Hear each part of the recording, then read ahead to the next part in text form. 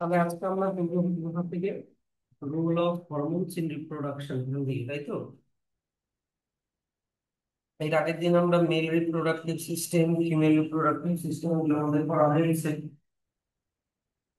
তো এখান থেকে আজকে স্টার্ট করি। যে ছেলে তোমার হচ্ছে মেয়েদের মেয়েদের রিপ্রোডাকশন করার ক্যাপাসিটি শুরু হয় হচ্ছে 10 থেকে 14 বছর বয়স থেকে। এই সময় ওরা ওভিউলেশন করে। ওভিউলেশন মানে release of ovum from ovary to Fallopian tube, মনে আছে না? আগের দিন পড়িয়েছিলাম। সো এই সময়টাকে বলা হয় পিউবার্টি। তো এই পিউবার্টির সময় অনেক অনেক রকমের হরমোনাল চেঞ্জেস হয়। এই সময় ওভারি ওভিউলেশন করতে শুরু করে। কেন? কারণ এই সময় ইস্ট্রোজেন হরমোন সিক্রিট হয়। About the same time as the first ovulation, first ovulation, the ovary also releases female sex hormones into bloodstream, the hormones called estrogens. আর এগুলো কি আমরা এর আগের দিন অনেক রকমের কি করেছিলাম, যে ফিমেল বডিলি চেঞ্জেস নিয়ে আসতে শুরু করে। Growth of mammary gland, whitening of lips, growth of hair in the pubic region and armpits, and increase in the size of the uterus and vagina. এগুলো সবগুলোকে কি বলে? Secondary sexual characteristics. আর আরেকটা তৈরি হয়, সেটা হচ্ছে তোমার প্রোজেস্টেরন হরমোন। কোথা থেকে? কর্পাস লিউটিয়াম থেকে। মনে করছে কর্পাস লিউটিয়াম গ্রাফিয়ান ফলিকল থেকে যখন ওভিউলেশন হয়ে ওভামটা বের হয়ে গেল, ফাঁকা গ্রাফিয়ান ফলিকলটাকে কি বলে? Corpus luteum. মনে না করলে বলবো, আমি আবার মানে ওটা দেখিয়ে দেবো। সেই কর্পাস লিউটিয়াম কি তৈরি করে? প্রোজেস্টেরন। আর প্রোজেস্টেরনটাই ইউটেরাসকে অনেক মোটা করে দেয়, যাতে এমব্রায়োটা ওর মধ্যে ঢুকে যায় আর নারিশমেন্ট পায়, মানে রিসিভিং দ্য এমব্রায়ো। ছেলেদের ক্ষেত্রে আবার কখন পিউবার্টি শুরু হয়? একটু পরে শুরু হয়, 10 থেকে 15 বছর বয়সে। এই সময় টেস্টিস কোন হরমোন তৈরি করা শুরু করে? টেস্টোস্টেরন। তার জন্য ছেলেদের সেকেন্ডারি সেক্সুয়াল ক্যারেক্টারিস্টিক্স ডেভেলপ করা শুরু করে, যেমন deepening of voice, growth of testis and penis, growth of hair in chest, in pubic region, armpits, chin and upper lip মানে মাস্টাচ। তাহলে পিউবার্টি, পিউবার্টি কি? পিউবার্টি হচ্ছে একটা টাইম পিরিয়ড যেই সময় ছেলে আর মেয়েদের সেক্সুয়াল ম্যাচুরিটি আসে আর কিছু সেকেন্ডারি সেক্সুয়াল ক্যারেক্টারিস্টিক্স ডেভেলপ করে। ঠিক আছে? তাহলে আমরা এর আগের দিন ফিমেল রিপ্রোডাক্টিভ সিস্টেম পড়ে নিয়েছিলাম। তাহলে ফিমেল রিপ্রোডাক্টিভ সিস্টেমে ওভারি থাকে, ওভিডাক্ট থাকে, ইউটেরাস থাকে, ভ্যাজাইনা থাকে, এক্সটার্নাল অর্গানস থাকে। প্রত্যেকটার ফাংশন গুলো একটু দেখে রাখবে, যদিও এই ফ্লো চার্টটা কোনো কাজের না। তো এবার চলে আসো মেনস্ট্রুয়াল সাইকেল। মেনস্ট্রুয়াল সাইকেলে চলে আসো। মেনস্ট্রুয়াল সাইকেল কিভাবে পড়বো আমরা? ধরে নাও আহ ভাবা হচ্ছে এটা একটা ফিমেল রিপ্রোডাক্টিভ সিস্টেম।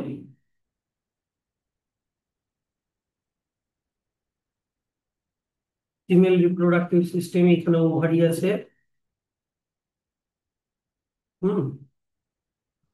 এবার এটা ভাবো ইউটেরাসের ওয়াল, রেডি আছে ইউটেরাসের ওয়াল, থিকেন হয়ে আছে। এবার এই মেয়েটা 10-12 বছর বয়সে পা রেখেছে, পিউবার্টিতে পা রেখেছে। তো ওর মধ্যে ওভিউলেশন হয়েছে।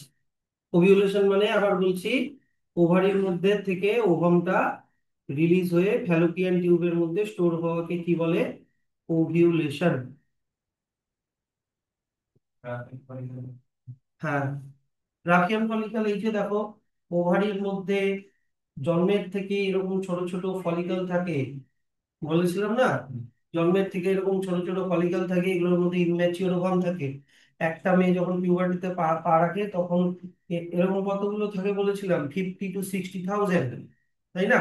যখন একটা মেয়ে পিউবার্টিতে পা রাখে, প্রত্যেক মাসে এই 50 to 60,000 প্রি ম্যাচিওর ফলিকল থেকে একটা ফলিকল বড় হয়ে যায়, আর ওর মধ্যে ওভামটা থাকে, যেটাকে বলে গ্রাফিয়ান ফলিকল, তাই কি না? Graafian follicle. তারপরে গ্রাফিয়ান ফলিকল থেকে ওভামটা বের হয়ে যায়, যেটা ফ্যালোপিয়ান টিউবের মধ্যে স্টোর হবে, একই না? এবার গ্রাফিয়ান ফলিকলটা কিরকম হয়ে গেল, ফাঁকা হয়ে গেল। এই ফাঁকা গ্রাফিয়ান ফলিকলকে কি বলে? Corpus luteum. তো এই ফলিকল গুলো তো সিক্রিট করে ইস্ট্রোজেন, ফলিকল গুলো সিক্রিট করে ইস্ট্রোজেন, কিন্তু কর্পাস লিউটিয়াম সিক্রিট করে প্রোজেস্টেরন। এবার মনে পড়ছে? তো যাই হোক, যেটা বোঝাতে হবে রিপিট করতে হবে, আবার বলবো, হ্যাঁ? তো হয়ে গেল ওভিউলেশন হলো। তো ওভিউলেশন শুরু হচ্ছে মানে একটা মেয়ের বডিতে ওভাম ম্যাচিওর হলো, ওভিউলেশন হলো। এবার হিসাব কি বলে যে এখন স্পার্ম আসবে, ওভামটাকে ফার্টিলাইজ করবে, তাই তো? কিন্তু আহ যদি মেয়েটা আনমেরিড হয়, তখন কি হয়? এই যে ওভামটা আছে, মানে তোমার আনফার্টিলাইজড ওভাম, এটা বের হয়ে যায়। এটা বের হয়ে যাবে, মনে করো 14 দিন পরে বের হয়ে যাবে, 14 days। ঠিক আছে, অ্যাকচুয়ালি 14 লেখা উচিত না, 2+12 লেখা উচিত, 2+12। কারণ এই ওভামটা ওভিউলেশন হওয়ার পরে ওর 2 দিন ক্যাপাসিটি থাকে ফার্টিলাইজ হওয়ার। মানে 2 দিনের মধ্যে যদি স্পার্ম আসে তাহলে ফার্টিলাইজেশন হবে, 2 দিনের পরে যদি স্পার্ম আসেও তা ফার্টিলাইজেশন হবে না। কিন্তু বের হবে তার 12 দিন পরে, বের হবে তার 12 দিন পরে। তো 12+2 কতদিন হলো? 14, 14 days পরে ও বের হয়ে যাবে। কিভাবে বের হয়? যে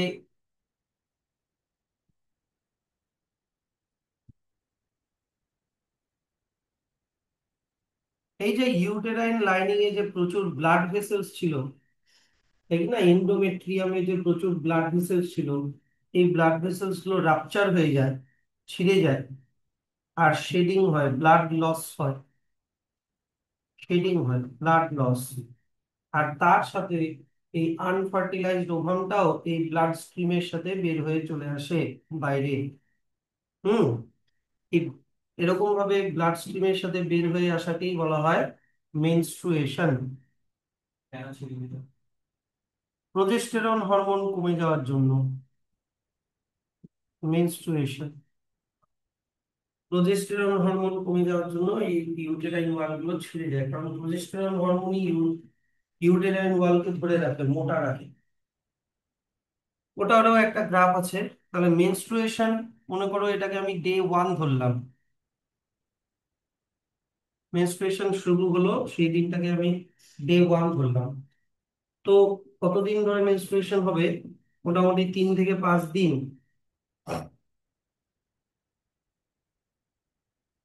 হ্যাঁ, 3 থেকে 5 দিন ধরে তোমার মেনস্ট্রুয়েশন হবে।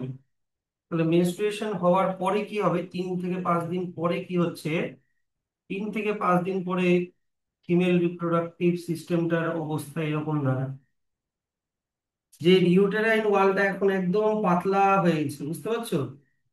ইউটেরাইন ওয়ালটা একদম পাতলা হয়ে গেছে। আর ওভারির মধ্যে আবার ওই যে ছোট ছোট ফলিকল যে আছে বলেছিলাম, ফলিকল গুলোর মধ্যে থেকে কোনো একটা ফলিকল আবার ম্যাচিওর হতে শুরু করে, আবার আর একটা নতুন ম্যাচিওর ওভাম বানানো শুরু করবে। তো এটা মনে করো যদি ডে 1 হয়, তাহলে 3 থেকে 5 দিন পরে, মানে এটা ডে নাম্বার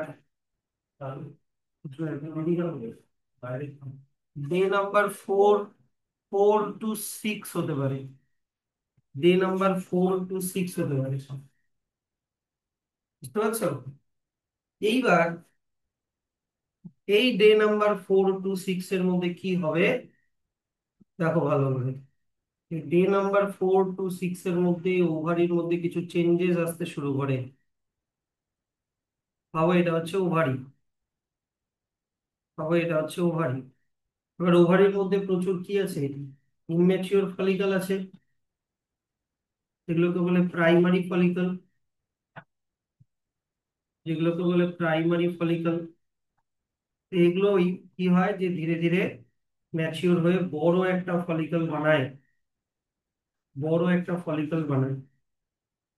বড় ফলিকলটাকে বলে হচ্ছে গ্রাফিয়ান ফলিকল। ভালো করে শুনবা, গ্রাফিয়ান ফলিকল। গ্রাফিয়াল ফলিকল কি সিক্রিট করে, বা ফলিকল গুলো কি সিক্রিট করে? ইস্ট্রোজেন। ইস্ট্রোজেন সিক্রিট করে। এবার ইস্ট্রোজেনের এফেক্ট কি? ইস্ট্রোজেন হচ্ছে থিকনিং অফ ইউটেরাইন ওয়াল। ইউটেরাইন ওয়ালটাকে আবার মোটা করা শুরু করে। থিকনিং অফ ইউটেরাইন ওয়াল। প্রজেস্টেরনও মোটা করে। ইস্ট্রোজেন শুরু করে, প্রজেস্টেরন তারপরে আর বেশি করে মোটা করে। তা যেহেতু এখানে আমরা দেখছি কি যে ফলিকল গুলো তৈরি হচ্ছে, হ্যাঁ ফলিকল গুলো এখানে ম্যাচিওর হচ্ছে, ফলিকল গুলোর থেকে ইস্ট্রোজেন হরমোন তৈরি হচ্ছে, এখানে ফলিকুলার অনেক অ্যাক্টিভিটি দেখতে পাওয়া যায়।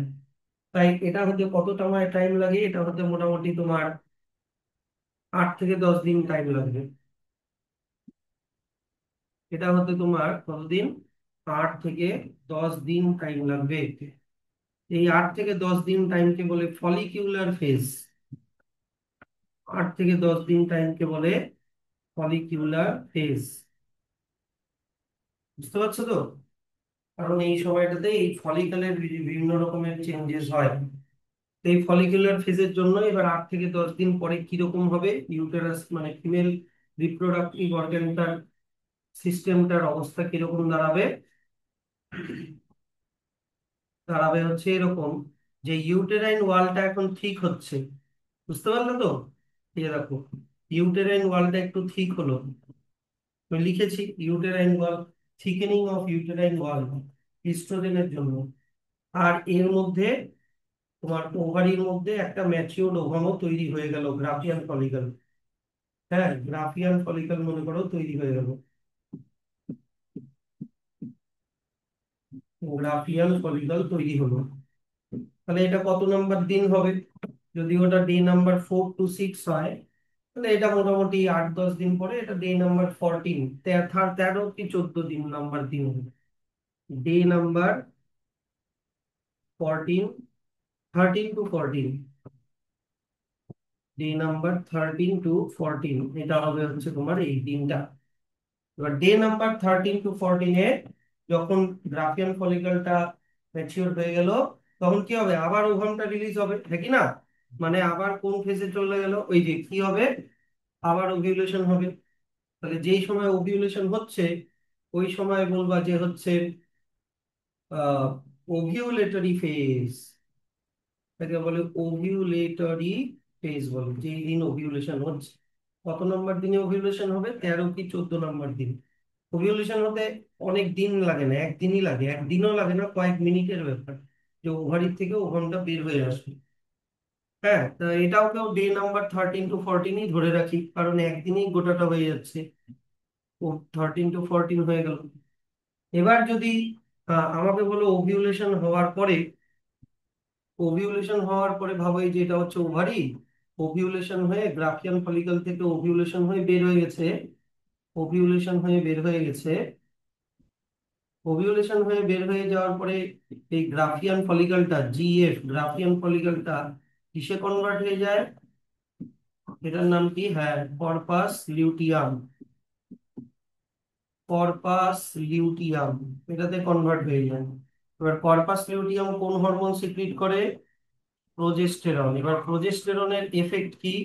তোমার ইয়েস, প্রোজেস্টেরনের এফেক্ট হচ্ছে কিপ থিকেনিং, নে thickening of uterine wall. Uterine ওয়ালটাকে আরো মোটা করতে শুরু করে। Uterine wall and prepare prepare it for implantation of embryo, যাতে ওর মধ্যে এমব্রায়োটা ঢুকে গিয়ে যে ঢুকে যায় তার জন্য কি করে প্রিপেয়ার করে? Implantation of embryo. তাহলে যেহেতু এই সময়টাতে আমরা কি কর্পাস লিউটিয়ামের বেশি অ্যাক্টিভিটি দেখতে পাচ্ছি, মন দিয়ে শোনো, সে তাহলে সেই জন্য এই টাইমটাকে লিউটিয়াল ফেজ বলে। এই ফেজটাকে কি বলে? Luteal phase.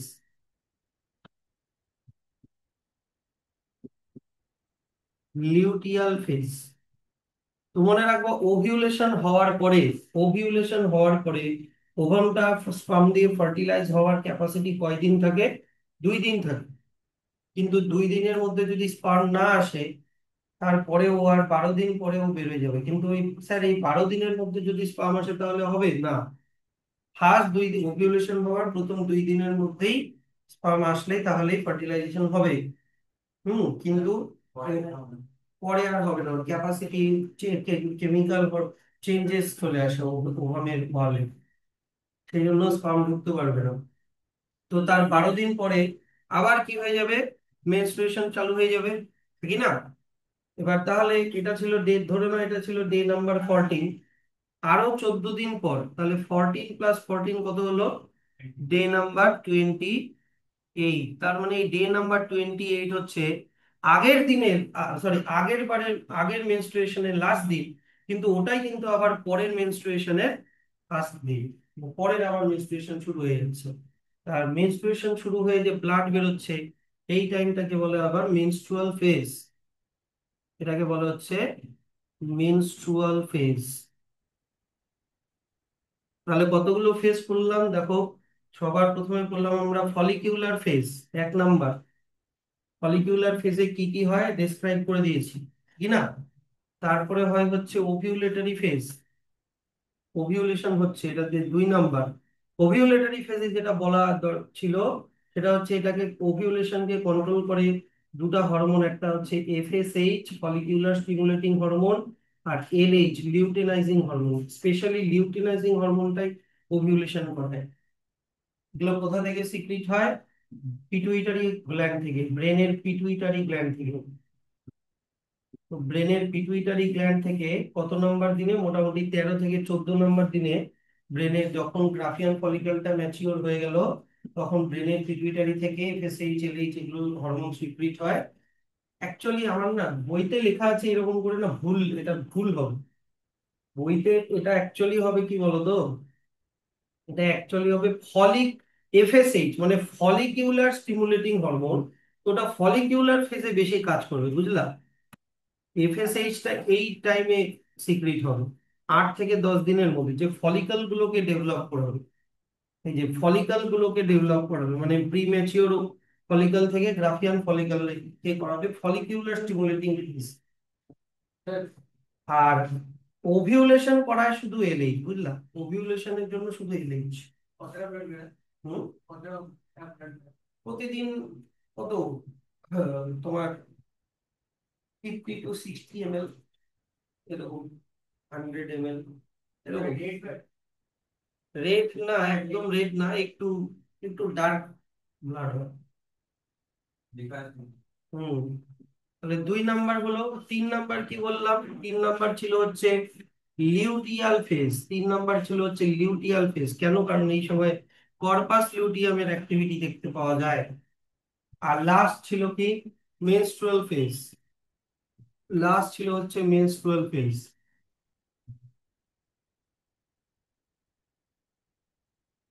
ঠিক আছে? মেনস্ট্রুয়াল ফেজে কি হয়, দেখি, তোমার হচ্ছে কর্পাস লিউটিয়াম তো, এই দেখো, কর্পাস লিউটিয়াম তো প্রজেস্টেরন হরমোন সিক্রেট করছিল, যেটা ইউটেরাসকে মোটা করছিল।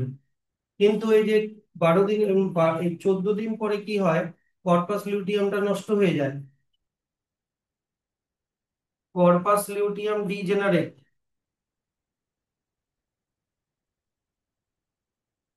কর্পাস লিউটিয়াম এটা ডিজেনারেট হয়ে যায়। ডিজেনারেট হয়ে গেলে কি প্রজেস্টেরন আর সিক্রিট হবে না? তাহলে প্রজেস্টেরন, প্রোজেস্টেরন লেভেল ডিক্রিজেস। তাহলে প্রজেস্টেরন যে ইউটেরাসকে মোটা রাখছিল, বুঝতে পারলা? তাহলে ওটাই কমে গেল। ওটাই কমে গেলে কি আর ইউটেরাসটা মোটা থাকবে? থাকবে না। তখনই ইউটেরাস রাপচার হয়। তখনই ইউটেরাস কি হয়? রাপচার হয়ে মেনস্ট্রুয়েশন চালু হয়। তাহলে তোমাকে যদি মেনস্ট্রুয়াল ফেজের হরমোনাল রিজন জিজ্ঞাসা করে, তুমি বলবা ডিক্রিজিং লেভেল অফ প্রোজেস্টেরন, এটা বলবা। ঠিক আছে? তাহলে এটা হচ্ছে তোমার হয়ে গেল মেনস্ট্রুয়াল সাইকেল এরকম ভাবে করে দিলাম। ঠিক আছে, মেনস্ট্রুয়াল সাইকেলে দেখো, এটা মেয়েদের শুরু হয় 10 থেকে 11 বছর বয়সে। এখানে অন এন অ্যাভারেজ 13 বছর দিয়েছে। ঠিক আছে, আর কতদিন চলে? 45 থেকে 50 বছর বয়স পর্যন্ত চলে। আর এই বয়সের মধ্যে মেয়েরা প্রেগনেন্ট হতে পারে। এর আগেও হবে না, এর পরেও হবে না, কারণ এর আগেও ওভাম তৈরি হচ্ছে না, এর পরেও আর ওভাম তৈরি হবে না। ঠিক আছে, প্রত্যেক মাসে বা প্রত্যেক 28 দিন, দেখো লাস্ট ডে কত নাম্বার দিন ছিল? 28 নাম্বার দিন ছিল, তাই না? আর এটা এটা আবার প্রেগনেন্সির সময় টেম্পোরারিলি স্টপ থাকবে, কিন্তু প্রেগনেন্সির সময় কিন্তু আবার মেনস্ট্রুয়েশন হয় না। কারণ প্রেগনেন্সির সময় বাচ্চারা তো মায়ের ইউটেরাসের সাথে লেগে আছে, তাই কি না? তখন যদি প্রেগনেন্ট মেনস্ট্রুয়েশন হয়, তাহলে ইউটেরাসটা রাপচার হয়ে গেলে তো বাচ্চাটাও কি মরে যাবে না? বাচ্চারা তো ইউটেরাস থেকেই ইয়ে পাচ্ছে, নারিশমেন্ট পাচ্ছে। হ্যাঁ, ওভামটা তখন তৈরি করে না তো, প্রেগনেন্সি টাইমে ওভারি ওভাম তৈরি করে না। তো মেনার্কি আর মেনোপজ, যেদিন একটা মেয়ের প্রথম মেনস্ট্রুয়েশন শুরু হলো, যেই দিনটা, ওই দিনটাকে বলে মেনার্কি। আর যেদিন থেকে আর মেনস্ট্রুয়েশন হচ্ছে না, সেই দিনটাকে বলে মেনোপজ। হুম, তাহলে এটা চারটা ফেজে হয়, আমি তোমাকে বললাম। 1 নাম্বার ফেজ হচ্ছে মেনস্ট্রুয়াল ফেজ। এটা যদি আমি 5 নাম্বারে দিয়েছি, যাই হোক একই ব্যাপার, সাইকেল যেহেতু। তারপরে ফলিকুলার ফেজ, ওভিউলেটরি ফেজ, আর লিউটিয়াল ফেজ। হ্যাঁ, মেনস্ট্রুয়াল ফেজে কি কি হয় দেখবা, সব বলে দিয়েছি কিন্তু। হ্যাঁ, তারপরে হচ্ছে, কোথায় গেল নিচে, কোথায় গেল রে? ও, এই সাইডে। হ্যাঁ,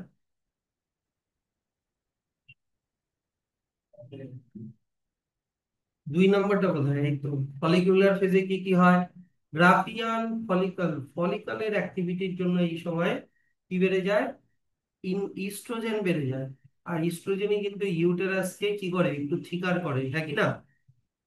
প্লাস এই সময় ইয়েটাও তৈরি হয়, তোমার ওভামটাও তৈরি হতে শুরু করে। তারপরে চলে আসো ওভিউলেটরি ফেজ, যেই সময় ওভিউলেশন হবে। ওভিউলেশনে হেল্প করে, মনে রাখবা বইতে এফএসএইচ লেখাটা ঠিক না, এফএসএইচটা দেওয়া উচিত ছিল এটাতে। ফলিকিউলার ফেজে হেল্প করবে ফলিকিউলার স্টিমুলেটিং হরমোন, আর ওভিউলেশনে হেল্প করবে লিউটেনাইজিং হরমোন। এনিওয়ে, তারপরে চলে আসো luteal phase, corpus luteum. Graafian follicle থেকে যখন ওভাম বের হয়ে গেল, গ্রাফিয়ান ফলিকলটা কিসে কনভার্ট হয়ে গেল? Corpus luteum. এই কর্পাস লিউটিয়াম কি সিক্রিট করে? প্রজেস্টেরন। প্রজেস্টেরন কি করে? ইউটেরাইন লাইনকে আরো মোটা করে দেয়। Uterus is state suitable for implantation, keeps the uterus in a state suitable for implantation. ঠিক আছে, কিন্তু যদি ফার্টিলাইজেশন না হয়, তাহলে আমি কি বললাম, কর্পাস লিউটিয়ামটা নষ্ট হয়ে যাবে, কি না? কর্পাস লিউটিয়াম নষ্ট হয়ে গেলে মেনস্ট্রুয়েশন, তোমার প্রজেস্টেরন হরমোন আর সিক্রিট হবে না। এই যে কর্পাস লুটিয়ামটা ডিজেনারেট হয়ে যাবে, ডিজেনারেট কর্পাস লুটিয়াম, তাহলে স্টপ প্রডিউসিং প্রজেস্টেরন। তখন আর ইউটেরাইন লাইনকে আর থিকেনিং থাকবে না, তখন আবার শেডিং স্টার্ট হয়ে যাবে, মানে পরের মেনস্ট্রুয়েশন শুরু হয়ে যাবে। কি, পারবা তো? এমন কোনো কঠিন নাই কিন্তু ব্যাপারটা। এবার চলে আসা হচ্ছে course and fate of the egg inside the female body. Fallopian tube যদি ফার্টিলাইজেশন হয়, যদি মনে করো ফার্টিলাইজেশন হয়, মানে ওভামের সাথে স্পার্মের ফার্টিলাইজেশন হলো, তাহলে তো এটা জাইগোট হয়ে যাবে, হ্যাঁ কি না? জাইগোটটা তারপরে এমব্রায়ো হয়ে যাবে, হ্যাঁ কি না? এমব্রায়োটা ইউটেরাসের মধ্যে ঢুকে যাবে, মানে ইমপ্লান্টেশন হবে, প্রেগনেন্সি শুরু হয়ে যাবে। কিন্তু যদি ওভামটার সাথে কোনো স্পার্ম এসে না লাগে, তাহলে ইউটেরাসটা ডিজেনারেট হয়ে যাবে, মানে মেনস্ট্রুয়েশন শুরু হয়ে যাবে। বুঝতে পারলো তো? তো তারপরে নেক্সট চলে আসা হচ্ছে fertilization of egg nucleus and sperm nucleus.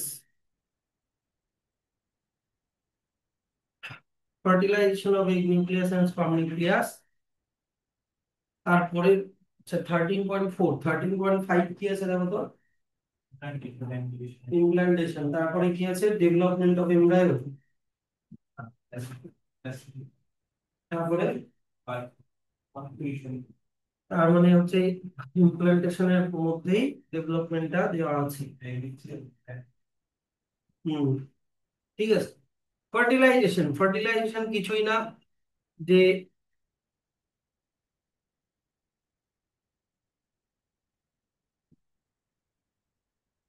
পরীক্ষার সময় এত স্পিডে আঁকাতে পারবা, তাড়াতাড়ি আঁকায়ও, তো সিমিলার করো, মানে তো জিনিসটা যেমন এই জায়গাটা মানে এতটা একটু বেশি করে দিয়েছি, আর একটু নিচ থেকে মানে ইয়ে করতে হবে,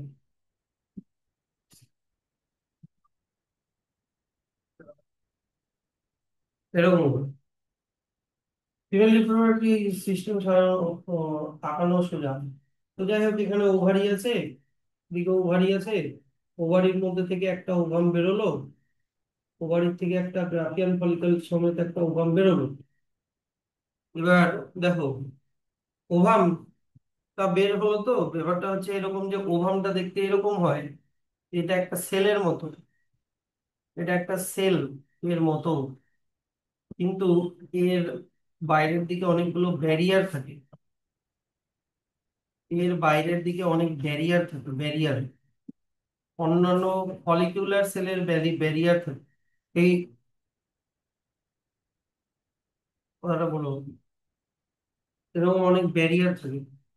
ভিতরে আছে ওভামের নিউক্লিয়াসটা, মানে ফিমেল নিউক্লিয়াসটা আছে ভিতরে।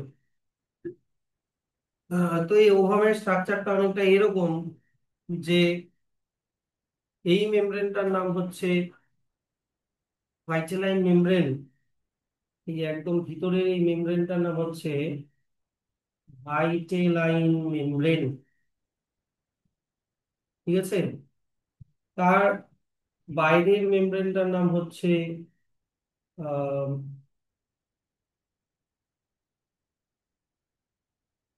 তার বাইরের মেমব্রেনটার নাম হচ্ছে জোনা পেলুসিডা, জোনা পেলুসিডা। আর দুইটা মেমব্রেনের মাঝখানে যে গ্যাপটা আছে, গ্যাপটা, এই গ্যাপটার নাম হচ্ছে পেরিভাইটালাইন স্পেস, পেরিভাইটালাইন স্পেস। আমার এখানে দেখো, বুঝতে পারবা না এত কিছু, বুঝতে পারছো তো। এবার এর বাইরেও আরো অনেক সেল থাকে, এই সেলগুলো যে ওভামটা কিসের মধ্যে ছিল, ফলিকলের মধ্যে ছিল বলেছিলাম না, ফলিকিউলার সেল এগুলো। এই ফলিকিউলার সেলগুলোর নাম হচ্ছে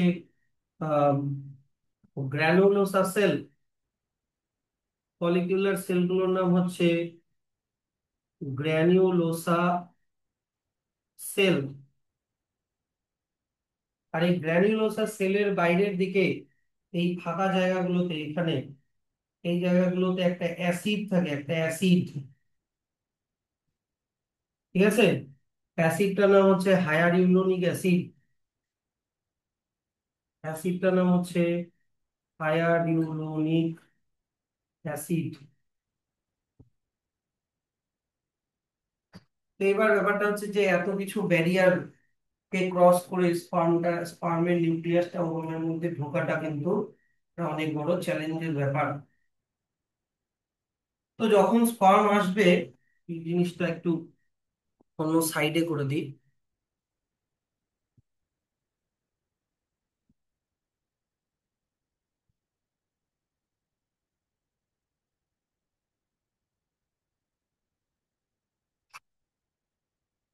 তো যখন স্পার্ম আসবে, এর মধ্যে অনেক ঘটনা হওয়া শুরু হয়।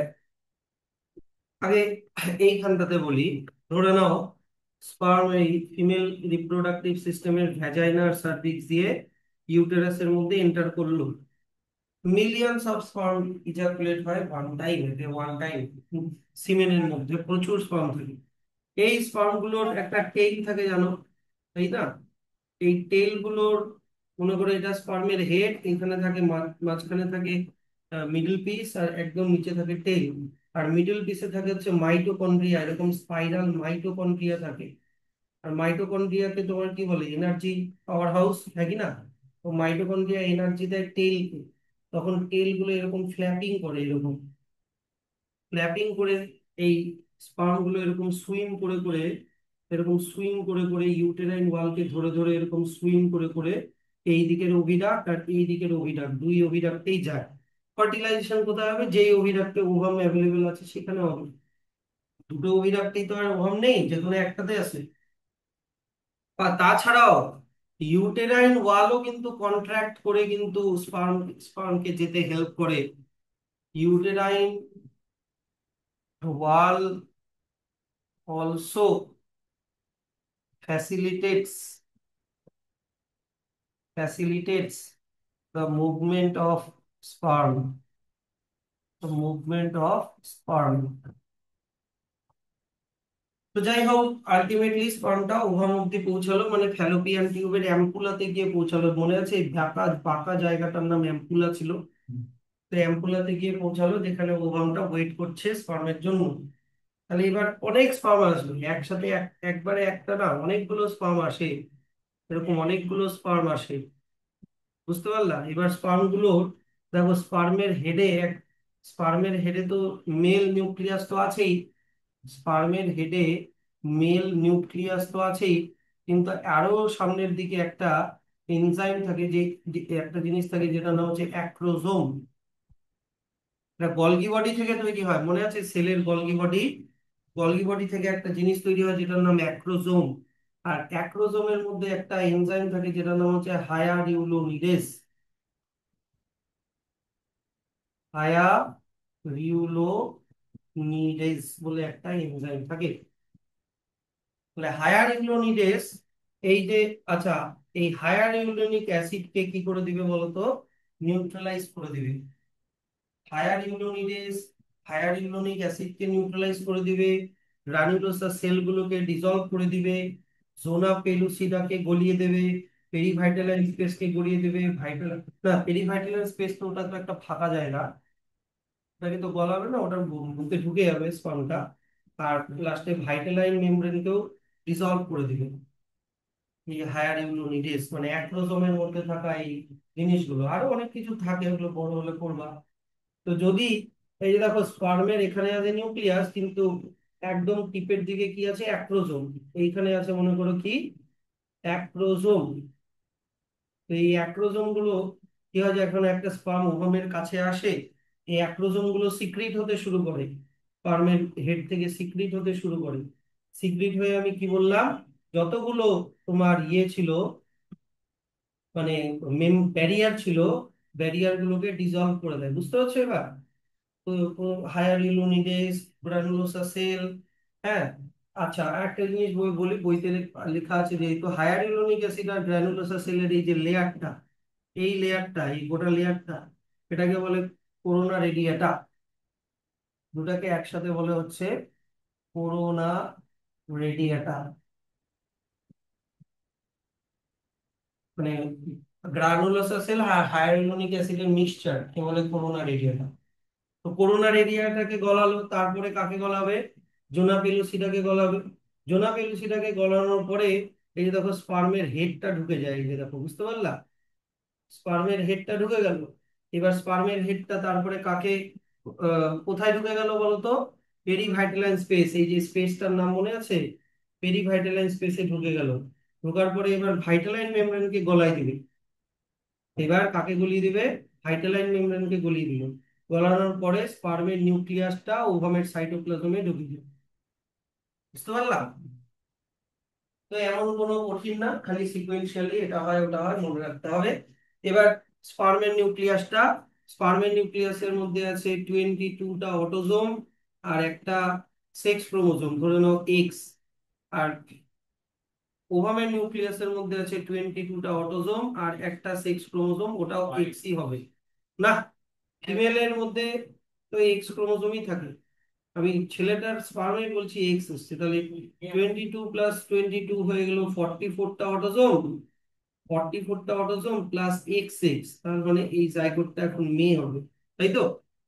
আর যদি এটা ওয়াই হতো, যদি এটা ওয়াই হতো, তাহলে লাস্টে এক্স এক্স না হয়ে এক্স ওয়াই হলে ওটা ছেড়ে হতো। তাহলে 44 + XX অর XY মানে 44, আরেকটা এক্স 45, আর একটা এক্স কত 46, টোটাল 46টা ক্রোমোজোম হয়। এখানে 23টা ক্রোমোজোম, তাই কি না?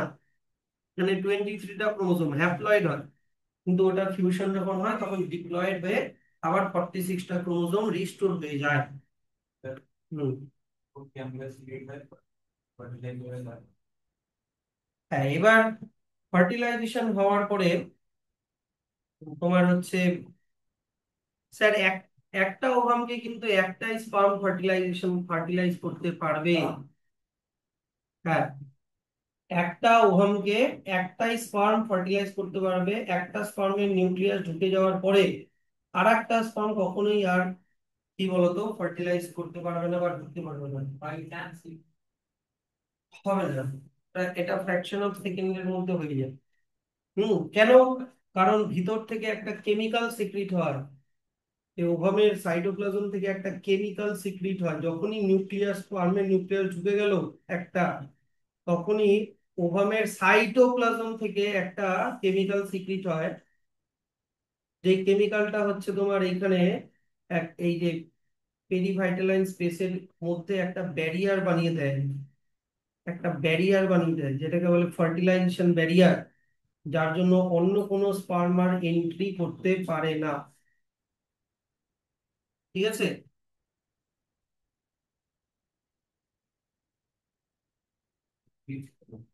আছে তোমাদের এই চ্যাপ্টার শেষের দিকে।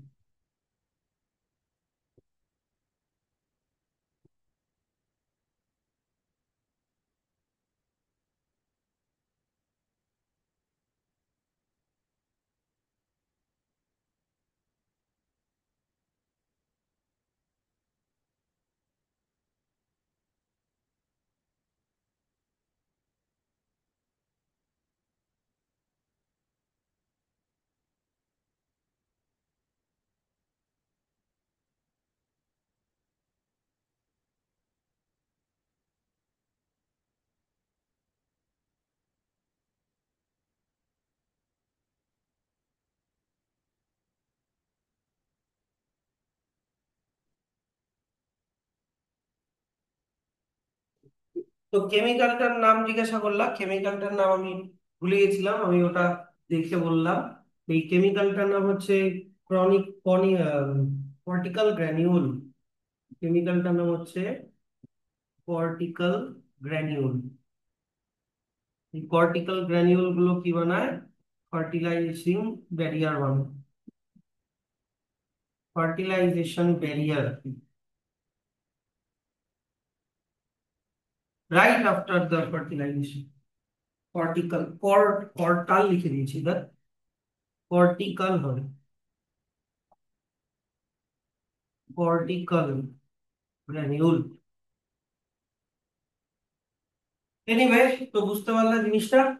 তো এইবার দেখি, চলে আসি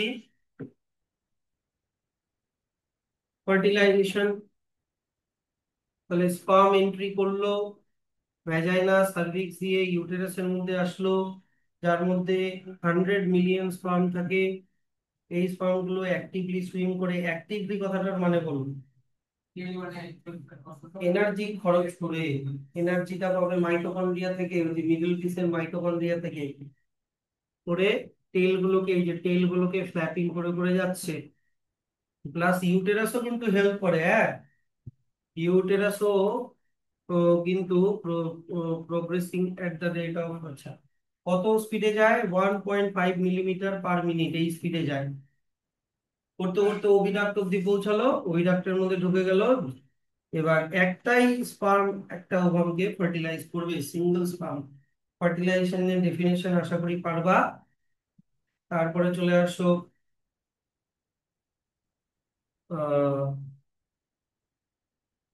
ফার্টিলাইজেশন হলো মানে a few days soon after ovulation আর মোস্ট ফেভারেবল ফর কনসেপশন, মানে ওভিউলেশন হওয়ার 2 দিনের মধ্যে করা উচিত।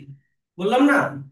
তো ওই যে মেনস্ট্রুয়াল সাইকেল যে বুঝালাম, কি ওভিউলেশন হওয়ার তোমার 2 দিনের মধ্যেই ওভিউলেশন করলে প্রেগনেন্ট হওয়ার সব থেকে ভালো চান্স থাকে। আর যদি out of the millions farm, কিন্তু মনে রেখো ভেরি ফিউ। আর আচ্ছা, মিলিয়ন্স ফার্ম তো ঢুকছে, কিন্তু ভ্যাজাইনার মধ্যে দিয়ে যখন যাবে, ভ্যাজাইনার ভিতরের এনভায়রনমেন্টটা কিরকম জানো? অ্যাসিডিক। এরকম অ্যাসিডিক মিডিয়ামে প্রচুর কি ও স্পার্ম কিন্তু মারা যাবে। Very few are able to climb up to the upper part of the oviduct. The rest die on the way and are absorbed.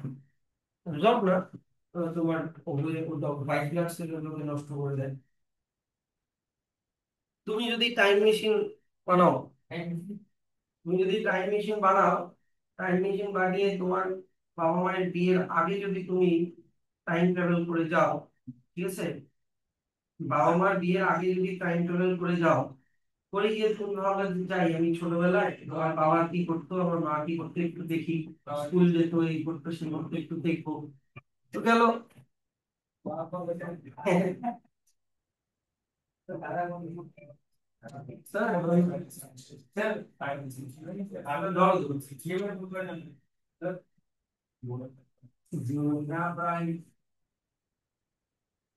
হুম, তো টাইম ট্রাভেল করে তুমি গেলা, গিয়ে তুমি তোমার বাবা মাকে অবজার্ভ করছো, করতে করতে ভাবলা যে না যাই একটু গল্প করি। তো তুমি তোমার বাবার সাথে গল্প করলে, কি রে কি করছিস? আমি খালি বা কি রে, তো তোমার বাবা তো বুঝতে পারবে না কি না পাবো বলে যে যাই হোক একটা কিছু হলো। মোট কথা তুমি কি করলা, একটু কিন্তু তোমার বাবা বা মায়ের পাশটাকে কিন্তু একটু চেঞ্জ করে দিল।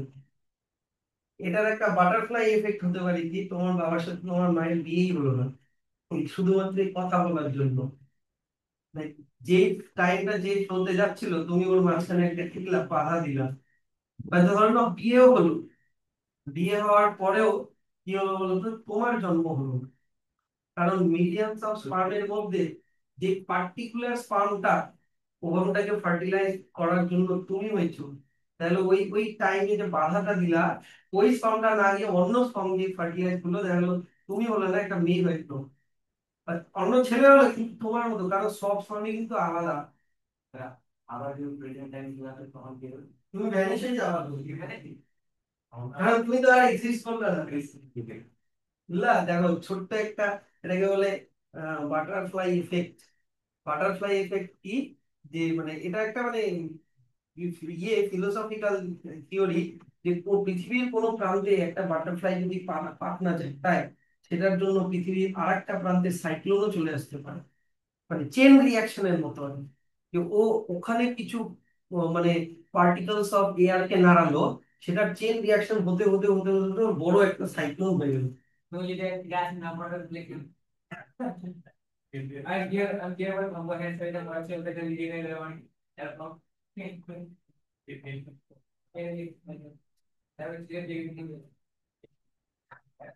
তো এবার দেখে নি যে আহ, এর নিচের দিকে কি আছে, ও এটা তো বলেই দিলাম। তো স্পার্মের মধ্যে কি কি থাকে বলেছিলাম, স্পার্মের হেডের মধ্যে কিন্তু নিউক্লিয়াস ছাড়া একটা জিনিস থাকে যেটার নাম অ্যাক্রোজোম, আর অ্যাক্রোজোমের মধ্যে একটা এনজাইম থাকে যেটার নাম কি বলেছিলাম, হায়ার ইউরোনিডেস, যেটা এগের বাইরে থাকা যে করোনা রেডিয়াটা, যার মধ্যে হায়ার ইউরোনিক অ্যাসিড থাকে, ওটাকে ডিসলভ করে দেয়, ঠিক না? শুধু বাকিগুলোকেও ডিসলভ করে দেয়। এই যে facilitates the entry of sperm into the egg by dissolving the wall of the ovum। সবগুলো ওয়ালের নাম কিন্তু আমি বলে দিয়েছি।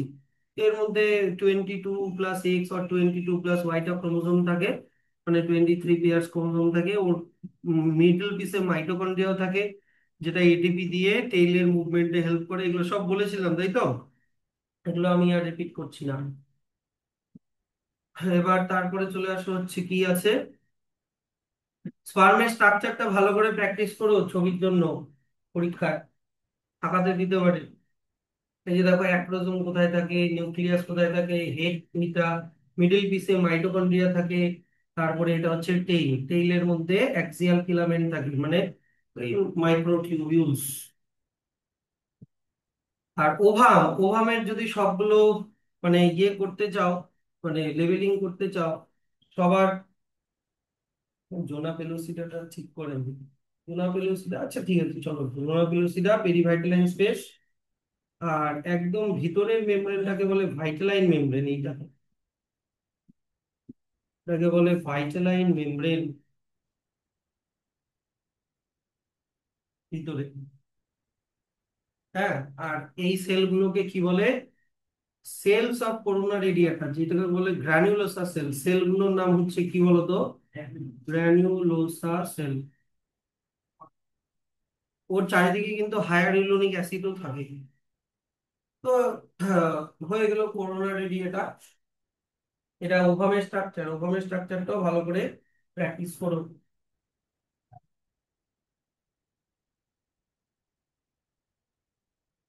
দেখো, স্পার্ম যখন ফিমেল রিপ্রোডাক্টিভ সিস্টেমে, ফিমেল জেনিটালে যখন ঢোকে, ও অনেক দিন অ্যালাইভ থাকতে পারে, বুঝলা? কিন্তু ফার্টিলাইজ করার ক্যাপাসিটি কিন্তু 2 দিনই থাকে। আমি ওই যে মেনস্ট্রুয়েশনের সময় বলেছিলাম, ওভামেরও যেরকম 2 দিন ক্যাপাসিটি থাকে ফার্টিলাইজ হওয়ার, স্পার্মেরও সেরকম 2 দিন ক্যাপাসিটি থাকে ফার্টিলাইজ করার। বুঝতে পারছো তো? ফলিকুলার ফেজে না, ওভিউলেশনই তো হয়নি, ওভামটাই তো নাই। ফেলোপিয়ান লিউটিয়াল ফেজে, হ্যাঁ লিউটিয়াল ফেজে হবে। লিউটিয়াল ফেজে হবে, ওই ওই গ্রাফটা বোঝানো বাকি আছে না, গ্রাফটা execute করবে। আচ্ছা, তাহলে আমি কি বললাম যে ফার্টিলাইজেশনের সময় অনেকগুলো স্পার্ম কিন্তু লাগে, কিন্তু একটাই স্পার্ম ফার্টিলাইজ করে। যখনই একটা স্পার্ম ওভামকে পেনিট্রেট করে ভিতরে ঢুকে গেল, তখনই একটা কেমিক্যাল সিক্রিট হয়, যে কেমিক্যালটার নাম হচ্ছে কেমিক্যাল ব্যারিয়ার, যেটাকে বলে কর্টিক্যাল গ্র্যানিউল। কর্টিক্যাল গ্র্যানিউল সঙ্গে সঙ্গে এগুলো ওভামের সাইটোপ্লাজম থেকে সিক্রিট হয়ে পেরিভাইটালাইন স্পেসের মধ্যে ঢুকে একটা ব্যারিয়ার বানিয়ে দেয় ফ্র্যাকশন অফ সেকেন্ডের মধ্যে, যাতে করে অন্য কোনো স্পার্ম আর ঢুকতে না পারে। হলো? আচ্ছা, মেনস্ট্রুয়েশনের একটা গ্রাফ গুলো মানে দেখানোটা হয়নি, এটা খুব ইম্পর্টেন্ট ছিল দেখানোটা। মেনস্ট্রুয়েশনের এই গ্রাফটা ভালো করে দেখো। সবার শুরুতে হচ্ছে তোমার হুম হুম হুম। এটা ভাবো হচ্ছে, এটা ভাবো হচ্ছে ইউটেরাইন ওয়াল, ইউটেরাসের ওয়ালটা ভাবো। তাহলে মেনস্ট্রুয়াল, এদিকে দেখো, আমার এখানে দেখো, মেনস্ট্রুয়াল ফেজে কি হয়? ইউটেরাস রাপচার হয়, মেনস্ট্রুয়েশন হয়। তাহলে দেখো ইউটেরাসটা দেখো পাতলা হয়ে গেল, হ্যাঁ কি না? তা মেনস্ট্রুয়াল ফেজের পরে এটা ঢুকে যায় ফলিকুলার ফেজের মধ্যে। এবার ফলিকুলার ফেজে ফলিকল গুলো কোন হরমোন সিক্রিট করে? ফলিকল গুলো ইস্ট্রোজেন। এই যে দেখো, মেনস্ট্রুয়েশন হওয়ার পরেই দেখো, এই যে প্রাইমারি ফলিকল থেকে, দেখো প্রাইমারি ফলিকল থেকে কি তৈরি হচ্ছে?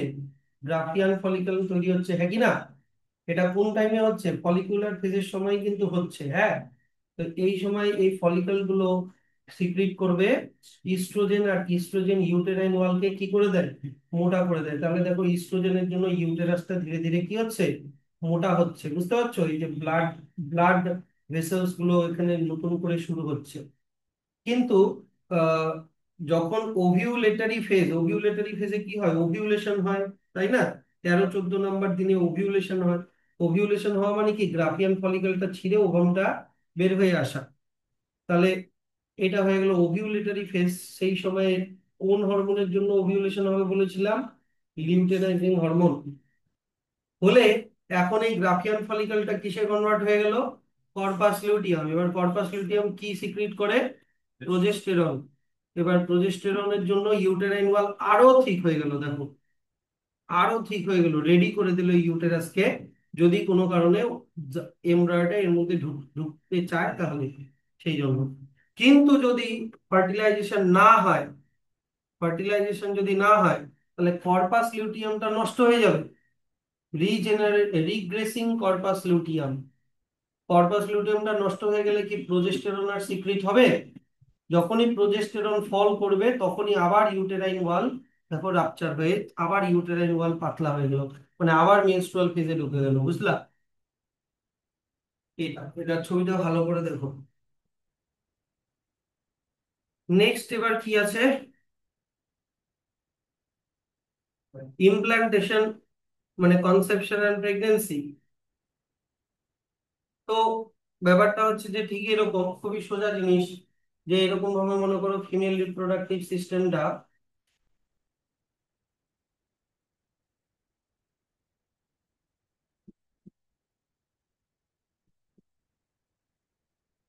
এইদিকে মনে করো ইউটেরাইন ওয়াল রেডি আছে, ইউটেরাইন ওয়াল মনে করো রেডি। এবার এখানে জাইগোট তৈরি হয়ে গেছে, ভাবো এটা জাইগোট, স্পার্ম আর ওভামের ফিউশনে কি তৈরি হয়ে গেছে, জাইগোট।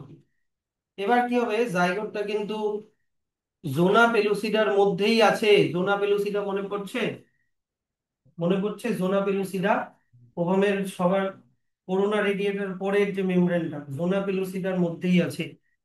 তো জোনা পেলুসিডার মধ্যে থাকাকালীনই এই জাইগোটের সেলটা ডিভাইড করবে, প্রথমে দুটা সেল হবে, দুটা থেকে চারটা হবে, চারটা থেকে আটটা হবে, আটটা থেকে মোটামুটি 16টা হবে, ভাবো এরকম করে 16টা সেল তৈরি হচ্ছে। ফার্টিলাইজেশন হওয়ার পরে বলছি, জাইগোটের পর, জাইগোট থেকে কি বললাম, টু সেল স্টেজ, জাইগোটটা হয়ে যাবে টু সেল, তারপরে হবে ফোর সেল, ফোর সেল থেকে এইট সেল, তারপরে হবে ডাইরেক্ট আমি লিখে দিলাম 16 সেল স্টেজ। এই এমব্রায়োটার নাম হচ্ছে মরুলা। এই এমব্রায়োটার নাম হচ্ছে, মানে টু সেল থেকে 16 সেল পর্যন্ত এমব্রায়োনিক স্টেজটার নাম হচ্ছে মরুলা। বুঝলা? এবার কি হয়, যে এই মরুলাটা আরো সেল ডিভিশন চলতে থাকে, সেল ডিভিশন চলতে চলতে ভিতরে সেলের এরকম অ্যারেঞ্জমেন্ট হয়, ভিতরে এরকম এইরকম একটা অ্যারেঞ্জমেন্ট হয় এইরকম। সেলগুলোকে বলে ব্লাস্টোমিয়ার, সেলগুলো এক একটা সেলকে বলে ব্লাস্টোমিয়ার। ভিতরে এরকম একটা ফাঁকা জায়গা তৈরি হয়, হ্যাঁ, ওগুলো হচ্ছে তোমার আহ, এবার এইটা, এই যে এমব্রয়ডারি তৈরি হলো, এবার এটার নাম হচ্ছে ব্লাস্টুলা। মরুলার পরে এটার নাম কি, ব্লাস্টুলা। এবার ব্লাস্টুলাটা কিন্তু কি বললাম, জোনা পেলুসিডার মধ্যে আছে, বুঝতে পারছো? এবার যখন এই জোনা পেলুসিডাটাকে রাপচার করি, ভাবো জোনা পেলুসিডা আলাদা হয়ে গেল, জোনা পেলুসিডাকে রাপচার করে যখন এই ব্লাস্টুলাটা বেরোয় আসবে, জোনা পেলুসিডাকে রাপচার করে যখন ব্লাস্টুলাটা বেরোয় আসলো, তখন এটার নাম হয়ে গেল ব্লাস্টোসিস্ট। তখন এটার নাম কি হয়ে গেল, ব্লাস্টোসিস্ট। এই ব্লাস্টোসিস্টটা ইউটেরাইন ওয়ালের মধ্যে এবার ইমপ্ল্যান্টেশন হবে, এই ব্লাস্টোসিস্টটা ঢুকে যাবে এর মধ্যে।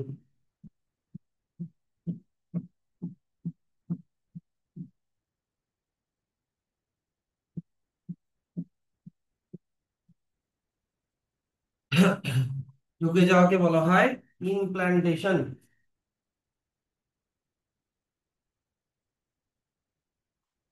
ইমপ্ল্যান্টেশন ডেফিনেশন কিন্তু আসে খুব। তো স্যার, জাইগোট তৈরি হওয়ার কতদিনের মধ্যে ইমপ্ল্যান্টেশন হয়, কতদিন পরে?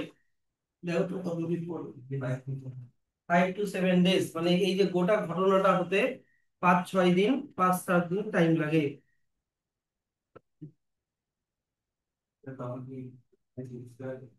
না, তো স্যার এরকম যে বাইরের দিকে আসছে, এটা কিভাবে হেল্প হচ্ছে? ফ্যালোপিয়ান টিউবের মধ্যে সিলিয়েটেড এপিথেলিয়াম থাকে, জানো? সিলিয়া থাকে, এরকম সিলিয়া আমাদের নাকের ভিতরে যেরকম সিলিয়া, সিলিয়া থাকে ওরকম, ওই সিলিয়া গুলো এরকম ধাক্কা দিয়ে দিয়ে এটাকে বাইরে বের করে। ইমপ্ল্যান্টেশন তো হলো, ইমপ্ল্যান্টেশন হওয়ার পরে এবার কি হবে, ইমপ্ল্যান্টেশন হওয়ার পরে তোমার এইরকম অনেকগুলো, মানে বাইরের যে মেমব্রেনটা এটা অনেকগুলো লেয়ার তৈরি করে। এই যে বাইরের যে মেমব্রেনটা আছে, ও তোমার এই যে বাইরের যে মেমব্রেনটা, সরি, এই যে বাইরের যে মেমব্রেনটা, মানে বাইরের সেলের লেয়ারটা অনেকগুলো লেয়ার তৈরি করে। এই লেয়ার গুলোর নাম আছে, লেয়ার গুলোর নাম হচ্ছে তোমার, কোন দিকে করলাম, হম, লেয়ার গুলো বা লেয়ার গুলোর নাম আমি একদম ডাইরেক্টলি দেখিয়ে দিচ্ছি। লেয়ার গুলোর নাম হচ্ছে কোরিয়ন, কোরিয়ন, CHORION, কোরিয়ন। তারপরে হচ্ছে অ্যালান্টয়েস, অ্যালান্টয়েস, আর হচ্ছে অ্যামনিয়ন। এরকম অনেকগুলো লেয়ার তৈরি করে বাইরের। ভাবো এরকম আছে, ভাবো ব্লাস্টোসিস্টটা এরকম ছিল, বুঝতে পারছো তো? এবার এইখানে এরকম অনেকগুলো সেল ছিল, মাঝখানটা এরকম ফাঁকা ছিল, বুঝলা? এবার মাঝখানের এই যে সেলগুলো আছে, ভালো করে লক্ষ্য করো, এই যে সেলগুলো যে আছে, এই যে সেলগুলো, হ্যাঁ, এই সেলগুলো তৈরি করবে এই মালটাকে, মানে বাচ্চাটাকে, এটা বাচ্চাটা কিন্তু, হ্যাঁ। আর বাইরের দিকে যে এই সেলের লেয়ার গুলো দেখছো, এই যে এই সেলের লেয়ার গুলো দেখছো, এরা অনেক কিছু তৈরি করে। হ্যাঁ, এরা বানায় হচ্ছে কি কি বললাম, ওরিও ওরিয়ন, হুম, তারপরে বানায় হচ্ছে কি অ্যালান্টয়েস, আর কি বানায়, অ্যামনিয়ন, এই যে অ্যামনিয়ন, এটাই কিন্তু অ্যামনিয়ন, দেখো, বুঝতে পারছো তো? এই অ্যামনিয়নের মধ্যে বাচ্চাটা থাকে, অ্যামনিওটাই হচ্ছে মাদার উম। আর এই অ্যামনিয়নের মধ্যে একটা ফ্লুইড থাকে, এই ফ্লুইডটার নাম হচ্ছে অ্যামনিওটিক ফ্লুইড। ফ্লুইডটার নাম হচ্ছে কি বললাম, অ্যামনিওটিক ফ্লুইড। এই অ্যামনিওটিক ফ্লুইড কি বাচ্চাটাকে প্রোটেক্ট করে, কোনো আঘাত থেকে বাঁচায়, প্রেশারটাকে সবসময় ঠিকঠাক রাখে, বুঝতে পারছো? এগুলা বাচ্চাটা মানে একটা অ্যামনিওটিক ফ্লুইডটা একটা কুশনের মতো, বেশ গরম নরম একটা বেশ দারুণ জায়গা। হ্যাঁ হ্যাঁ, তো এইখানটাতে বাচ্চাটা বেশ সুন্দর করে ঘুমিয়ে থাকে। আর আমাদেরও কিন্তু ডিমের কুসুম হয়, ইয়ক স্যাক, যখন প্লাসেন্টা তৈরি হয়নি, মায়ের সাথে বাচ্চাটার এখনো কানেকশন হয়নি, তখন ততদিন পর্যন্ত ইয়ক স্যাক থেকে কি বলতো নিউট্রিশন নিয়ে বাচ্চাটা পায়। হুম, অ্যালানপাইসটা ধীরে ধীরে ডিজেনারেট হয়ে যায়, অ্যালানপাইসটা ধীরে ধীরে ছোট হয়ে যায়, ইয়ক স্যাকও ধীরে ধীরে ছোট হয়ে যায়, হ্যাঁ। ইয়ক স্যাকের মধ্যে নিউট্রিটিভ মিডিয়াম থাকে, নিউট্রিটিভ মিডিয়াম থাকে। আর অ্যালানপাইসের মধ্যে কি যে থাকে, অ্যালানটাইসের মধ্যে যে কি থাকে দেখতে হবে।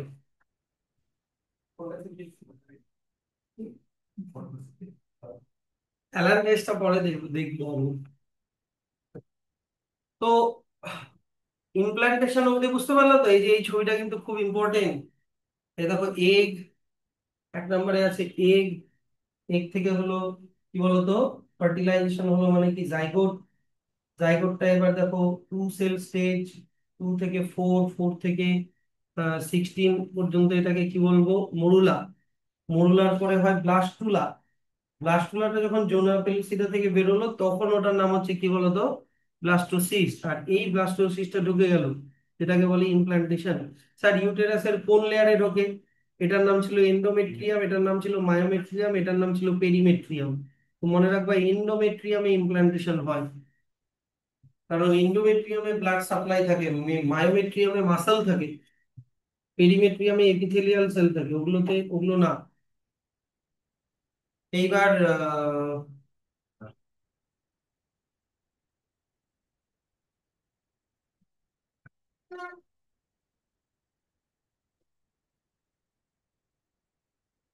পারবা এবার, এখান থেকে এত অব্দি পারবা? 5 থেকে 7 দিন টাইম লাগে, ইমপ্লান্টেশন অব্দি পড়ালাম।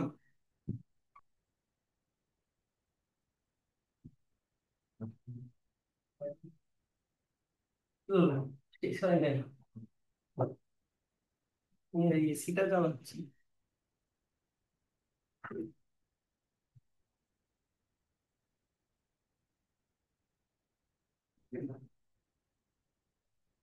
এইবার দেখিনি হচ্ছে নেক্সট কি আছে বলো তো?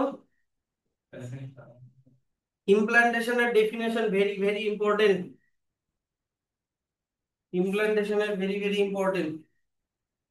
এবার দেখো ইউটেরাস, সেদিকে দেখো, আমার এখানে দেখো তো, ইউটেরাস ডেভেলপিং এমব্রায়োকে সাপোর্ট করবে, নিউট্রিশন দিবে, আর বাচ্চাটার মধ্যে যা যা এক্সপিরিয়ারি প্রোডাক্ট এগুলোকে নিয়ে নিবে, নিয়ে এবার ধীরে ধীরে বাচ্চাটার হার্ট তৈরি হবে, সার্কুলেটরি সিস্টেম শুরু হবে, হ্যাঁ, তারপরে হচ্ছে, হ্যাঁ, এগুলো করে একটা একটা করে হতে থাকে। তারপরে 2 মাস পরে হাত হবে, লিম্স মানে কি হাত পা হবে, এগুলো ধীরে ধীরে ডেভেলপমেন্ট হতে শুরু করে, তখন এটাকে, হ্যাঁ, এমব্রায়ো বলে না, তখন এটাকে ফিটাস বলে। তাহলে এমব্রায়ো ফিটাস, এই দুটা ডিফারেন্স করে দেখো, জাইগোট এমব্রায়ো আর ফিটাস। এমব্রায়ো হচ্ছে তোমার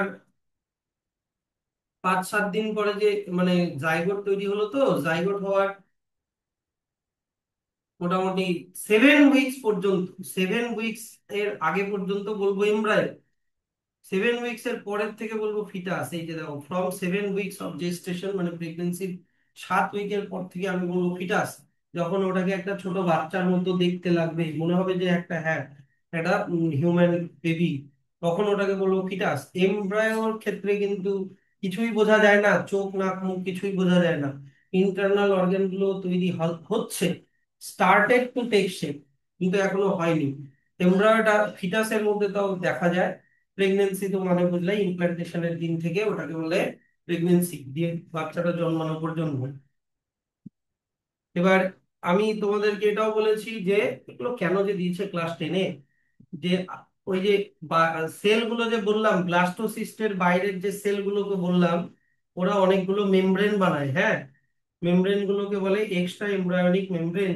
এই যে এই ছবিটা এটা কি কি, ওগুলোর নাম বলেছিলাম, অ্যামনিয়ন, কোরিয়ন, আর অ্যালান্টয়েস, আর একটা হয় প্লাসেন্টা। আর এগুলো হচ্ছে তোমার ডেভেলপমেন্ট অফ দ্য ফিটাসে অনেক হেল্প করে। অ্যামনিয়ন, এই যে দেখে নাও, আবার দেখে নাও অ্যামনিয়ন কোন জায়গাটা, ওই যে বললাম কুশনের মতো যে ইয়েটা যার মধ্যে বাচ্চাটা আছে, বুঝেছো তো? অ্যামনিয়নের মধ্যে একটা ফ্লুইড থাকে, যেই ফ্লুইডটার নাম কি বলেছিলাম, amniotic fluid, fills the space between the amnion and the embryo. এই অ্যামনিওটিক ফ্লুইডের ফাংশনও আমি বললাম কিন্তু, অ্যামনিওটিক ফ্লুইডের ফাংশনও বললাম, যে কোনো ফিজিক্যাল ইনজুরি থেকে বাচ্চাটাকে বাঁচানো, ফিজিক্যাল মেকানিক্যাল শক থেকে। তারপরে মনে করে বললাম কি, প্রেসারকে সবসময় ঠিক রাখা, চারিদিকে ইভেন সমান প্রেসার রাখা। তারপরে বাচ্চাটা যাতে বেশি নড়াচড়া না করে, allows the fetus some restricted movement, একটু যাতে মুভমেন্ট করতে পারে। আর prevent sticking of the fetus to the amnion, অ্যামনিয়নের গায়ে যাতে না লেগে যায় ফিটাসটা। হ্যাঁ, হ্যাঁ, এটাই তো বলছি। হ্যাঁ, হ্যাঁ, কারণ এগুলো ইউটেরাসের চেঞ্জ হয়ে গেলে বাচ্চাটা মরে যাবে। যেমন প্রেগনেন্সির সময় পেঁপে খাওয়া উচিত না, পেঁপের মধ্যে এমন একটা কেমিক্যাল আছে যে ইউটেরাসের মধ্যে গিয়ে এফেক্ট করে।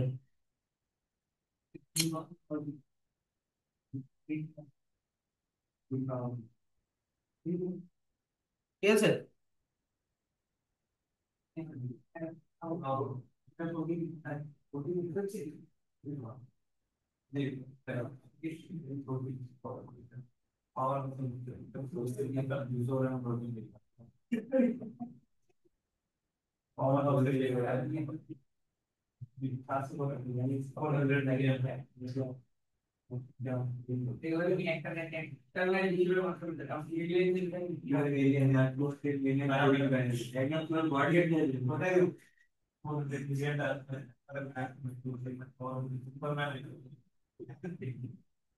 তো চলে আসি হচ্ছে প্লাসেন্টা। দেখো,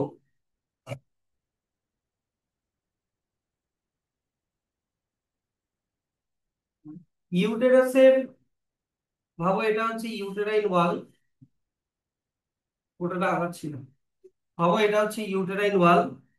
তো অ্যামনিয়ন, কোরিয়ন, অ্যালান্টয়েস, হেনাদানো তৈরি হলো, তো তৈরি হওয়ার পরেও ভাবো এটা হচ্ছে অ্যামনিয়ন,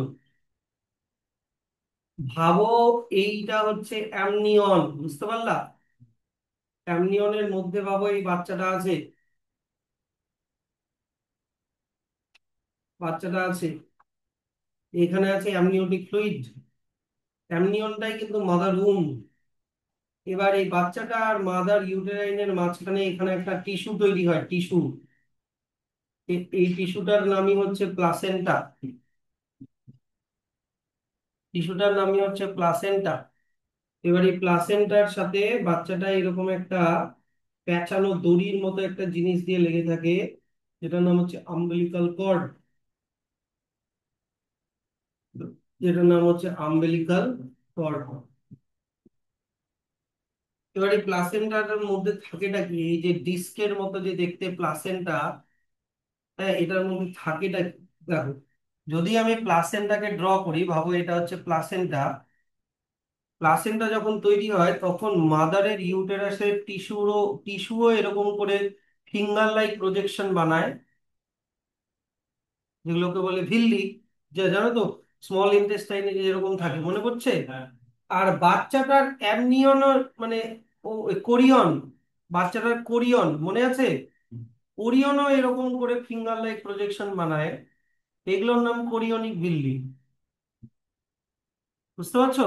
ভালো করে বোঝো প্লাসেন্টার অ্যানাটমিটা, নাহলে বইয়ের ভিতরে কি লেখা আছে কিচ্ছু বুঝতে পারবে না। এইদিকে বললাম আমি মাদার, এটা হচ্ছে ম্যাটার মাদার টিস্যু, মানে সব থেকে ভালো লিখি ইউটেরাইন টিস্যু, ইউটেরাইন টিস্যু। আর এইখানে আমি লিখি কোরিয়নিক টিস্যু, কোরিয়নিক ভিল্লি লিখে দিচ্ছি, কোরিয়নিক ভিল্লি। এদিক থেকেও ফিঙ্গার লাইক বাচ্চাটার দিক থেকেও যাচ্ছে, মায়ের দিক থেকেও আসছে, হ্যাঁ, কিন্তু এরা কিন্তু ফিউজ হয়ে যায় না, মানে একটার মধ্যে আরেকটা ঢুকে থাকে না, কাছাকাছি থাকে, বুঝলা? বুঝতে পারছো তো? এইবার দেখো এইখানে বাচ্চাটার যে ওই যে এই যে আম্বেলিকাল কর্ডটা বললাম না, আম্বেলিকাল কর্ড অ্যাকচুয়ালি কিছুই না, অনেকগুলো ব্লাড ভেসেলের, মানে কি বলবো, পেঁচানো দড়ির মতো।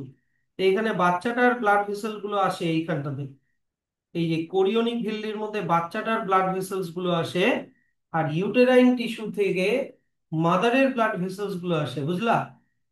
মাদারের ব্লাড ভেসেলস গুলো এখানে আসে। তো কিন্তু দুজনের ব্লাড কিন্তু মিক্স আপ হয় না, কারণ মায়ের ব্লাড গ্রুপ আলাদা, বাচ্চার ব্লাড গ্রুপ আলাদা হতে পারে, কিন্তু তখন কিন্তু মায়ের ব্লাড গ্রুপ বাচ্চার ব্লাড গ্রুপকে একটা ভাইরাসের মতো দেখবে, তখন কিন্তু মায়ের ব্লাডের মধ্যে অ্যান্টিবডি তৈরি হয়, বাচ্চাটাকে কিন্তু মেরে ফেলবে।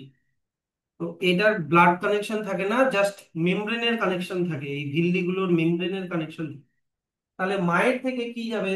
মায়ের থেকে ভালো জিনিসগুলো বাচ্চাটার বডিতে যাবে। হ্যাঁ, ডিফিউশন করে হয়, ডিফিউশন, অসমোসিস এগুলো করে হয়।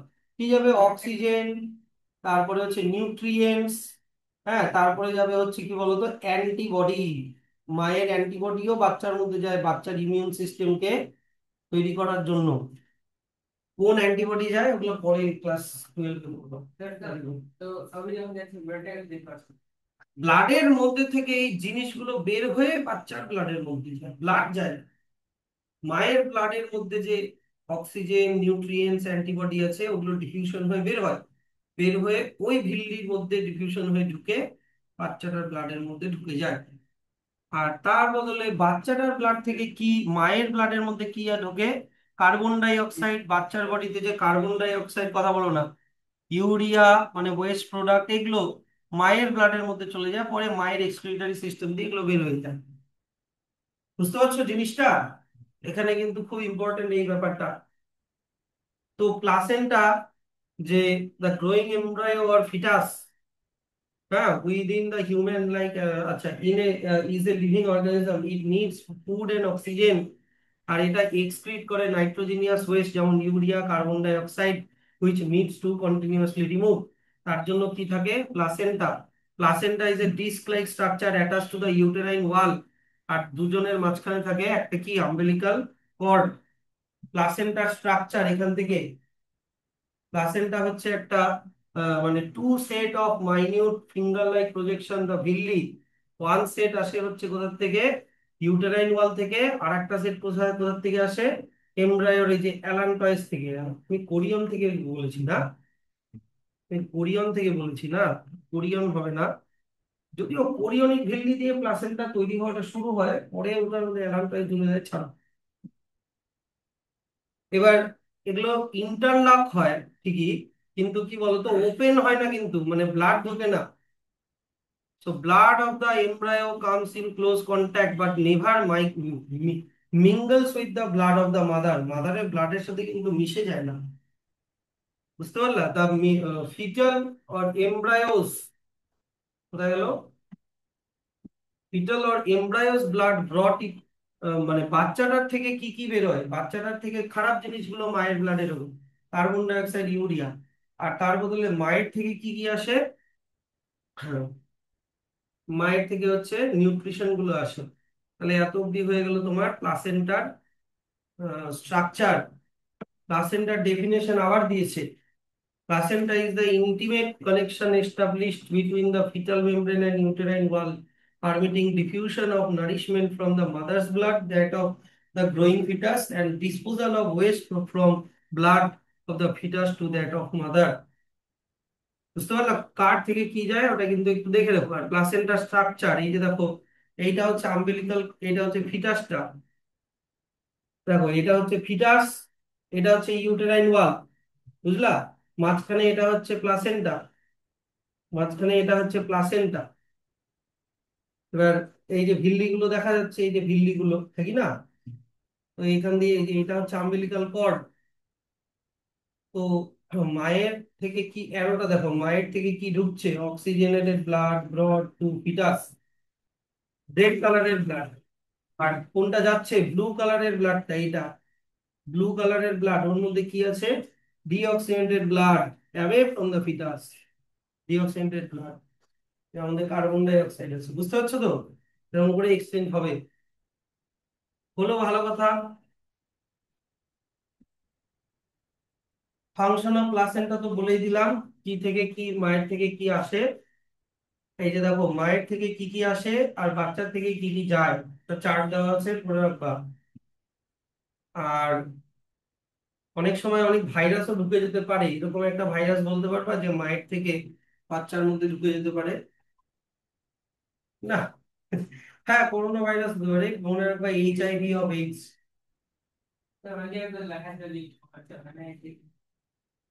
মায়ের ব্লাড, মায়ের পেটে যখন থাকে বাচ্চা তখন হয়ে যেতে পারে, প্লাসেন্টা দিয়ে মায়ের ব্লাড থেকে HIV ভাইরাস ঢুকে যেতে পারে। সো প্লাসেন্টা কি কি অ্যালাউ করে, প্লাসেন্টার পারমিয়েবিলিটি কি, কাকে কাকে পারমিট করে যাওয়ার জন্য? Placenta respiratory gas, oxygen, carbon dioxide, nutrients, antibody এগুলোকে অ্যালাউ করে। কিন্তু কাকে অ্যালাউ করে না? জার্মসদেরকে অ্যালাউ করে না। কিন্তু কখনো কখনো কোনো কোনো ভাইরাস ঢুকে যেতে পারে, যেমন HIV, যদি মায়ের ব্লাডে থাকে। আর secondly, there was a direct continuity of blood between the mother and, যদি কোনো কারণে স্যার মায়ের ব্লাড আর বাচ্চার ব্লাড মিশে যায় তাহলে কি হবে? মিশে গেলে কিন্তু মায়ের ব্লাড আর বাচ্চার ব্লাড, ব্লাড গ্রুপ যদি আলাদা হয়, বুঝতে পারছো তো? তাহলে কিন্তু এই যে fetus without a placenta, the relatively high pressure of mother's blood, মায়ের ব্লাডের হাই প্রেশার কিন্তু বাচ্চাটাকে সিরিয়াসলি ড্যামেজ করতে পারে। বাচ্চাটা অনেক সফট ডেলিকেট, আর মায়ের ব্লাড প্রেশার অনেক বেশি। আর তাছাড়া আরেকটা বললাম যে ব্লাড গ্রুপ আলাদা হলে মায়ের ব্লাড কিন্তু বাচ্চাটার ব্লাডকে একটা জার্মসের মতো দেখবে আর অ্যান্টিবডি তৈরি করে মেরে ফেলবে। এছাড়া প্লাসেন্টার আরো একটা ফাংশন আছে, এটা very very important. Placenta endocrine গ্ল্যান্ডের মতনও কাজ করে। এন্ডোক্রাইন গ্ল্যান্ড মানে কি সিক্রিট করে বলো? এন্ডোক্রাইন গ্ল্যান্ড কি সিক্রিট করে বলো? হরমোন সিক্রিট করে। কোন কোন হরমোন? প্লাসেন্টা থেকেও আবার হরমোন সিক্রিট হয়, হ্যাঁ। প্লাসেন্টা থেকেও ইস্ট্রোজেন আর প্রজেস্টেরন হরমোন সিক্রিট হয়। আর ইস্ট্রোজেন আর প্রজেস্টেরন হরমোন কি করে? ইউটেরাসের উপরে ওটার এফেক্ট কি? ইউটেরাসকে মোটা রাখে, হ্যাঁ কি না? ইউটেরাইন ওয়ালকে ধরে রাখে, যা প্রেগনেন্সি পর্যন্ত, যাতে ইউটেরাইন ওয়ালটা রাপচার না হয়ে যায়। আর বাচ্চাটা না হলে মরে যাবে কিন্তু, কারণ বাচ্চাটার সাথে মায়ের কানেকশন ইউটেরাসের মধ্যেই আছে, হ্যাঁ কি না? তো ভালো করে প্লাসেন্টার স্ট্রাকচার এগুলো, এই এই ছবিগুলো ভালো করে দেখো। এই ছবিগুলো তোমাকে আঁকাতে দেবে না, এখান থেকে অনেক কোয়েশ্চেন দেবে, এই ছবিটা তুলে অনেক কোয়েশ্চেন দেবে। এবার চলে আসো পার্টুরেশন অর বার্থ। পার্টুরেশন অর বার্থ, কিভাবে বাচ্চাটার জন্ম হচ্ছে। দেখো আমি এখান থেকে বুঝাচ্ছি। ভাবো এই বাচ্চাটা মায়ের পেটের মধ্যে আছে, এই ছবিটা দেখবা, এই ছবিটা এদিকে তাকাও। মায়ের পেটের মধ্যে আছে, তো বাচ্চাটা যখন বড় হয়ে গেল, 9 মাস 10 দিন, টাইম লাগবে 38 উইকস। বাচ্চাটা যখন বড় হয়ে গেল, একদিন হঠাৎ করে বাচ্চাটা খুব ভিগোরাস নড়াচড়া করতে শুরু করে। নড়াচড়া করার জন্য মায়ের ইউটেরাসে প্রেসার পড়ে। Pressure in uterine wall. Uterus লিখে দিলাম, ভালো করে বোঝো কিন্তু, হ্যাঁ। এবার ইউটেরাসের সাথে অনেক নার্ভ আছে, নার্ভ লেগে আছে। এই নার্ভ গুলো চলে যায়, নার্ভ গুলো এই সিগন্যালটাকে পাঠায় দেয় হচ্ছে ব্রেনে। নার্ভ গুলো সিগন্যালটাকে পাঠিয়ে দেয় কোথায়? ব্রেনে। এবার ব্রেনে থেকে তখন একটা হরমোন সিক্রিট হয়, হরমোনটার নাম হচ্ছে অক্সিটোসিন। হরমোনটার নাম হচ্ছে কি? অক্সিটোসিন। অক্সিটোসিন ইউটেরাসে গিয়ে কাজ করে। অক্সিটোসিন ইউটেরাসে গিয়ে কাজ করে, তখন ইউটেরাস কি বলতো কন্ট্রাক্ট হতে শুরু করে। ইউটেরাসটা ছোট হতে শুরু করে, কন্ট্রাক্ট হতে শুরু করে, মানে ইউটেরাসটা বাচ্চাটাকে এরকম করে প্রেসার দিতে শুরু করে বাইরের দিকে। হুম। এবার তখন আরো প্রেসার বাড়ে, আর ইউটেরাসে আরো প্রেসার বেড়ে যায়, তখন আরো বেশি করে অক্সিটোসিন সিক্রিট হয়, আবার আরো বেশি করে ইউটেরাসে কন্ট্রাকশনটা আরো হাই হয়ে যায়, এরকম হতেই থাকে হতেই থাকে। আর মাদারটা তখন পার্টুরেশন পেইন ফিল করে। তখনই মাকে হসপিটালে নিয়ে যাওয়া হয়। হসপিটালে নিয়ে গেলে ওয়েট করতে হয় কতক্ষণে বাচ্চাটা বেরোয়। সবার আগে বাচ্চাটার মাথাটা সার্ভিক্স দিয়ে বেরোয়। আর তখন কি হয়, এখানে যে হাড্ডি গুলো আছে, এখানে হাড্ডি গুলো যে আছে মানে বোনস গুলো যে আছে, হিপ বোন, হ্যারোদানো, এগুলো বোন গুলো সরে যায়। ভাবো হাড্ডি সরে গেল, তোমার একটা আঙ্গুলের হাড্ডি ধরে আমি সরাই দিলাম, কেমন লাগবে? সেই পেন হল, এই বার্থ পেন হয়। হাড্ডিগুলো সরে যায়, সার্ভিক্স আর ভেজাইনা অনেক ওয়াইড হয়ে যায়।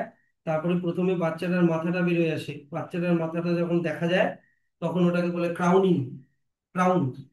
হ্যাঁ, তারপরে ধীরে ধীরে বাচ্চাটার গোটা বডিটা বেরোয় আসে, ইউটেরাস চাপ দিতে থাকে, বাচ্চাটা বেরোয় আসে। হ্যাঁ, বাচ্চাটাকে আগে ঘোরাতে হবে, ম্যাসাজ করে এরকম করে ঘোরাতে হবে, নাহলে পা ধরে টান দিলে পা ছিঁড়ে যেতে পারে বাচ্চারা। তো ওদের তো হাড্ডি মানে একদম কলা পাতার মতো।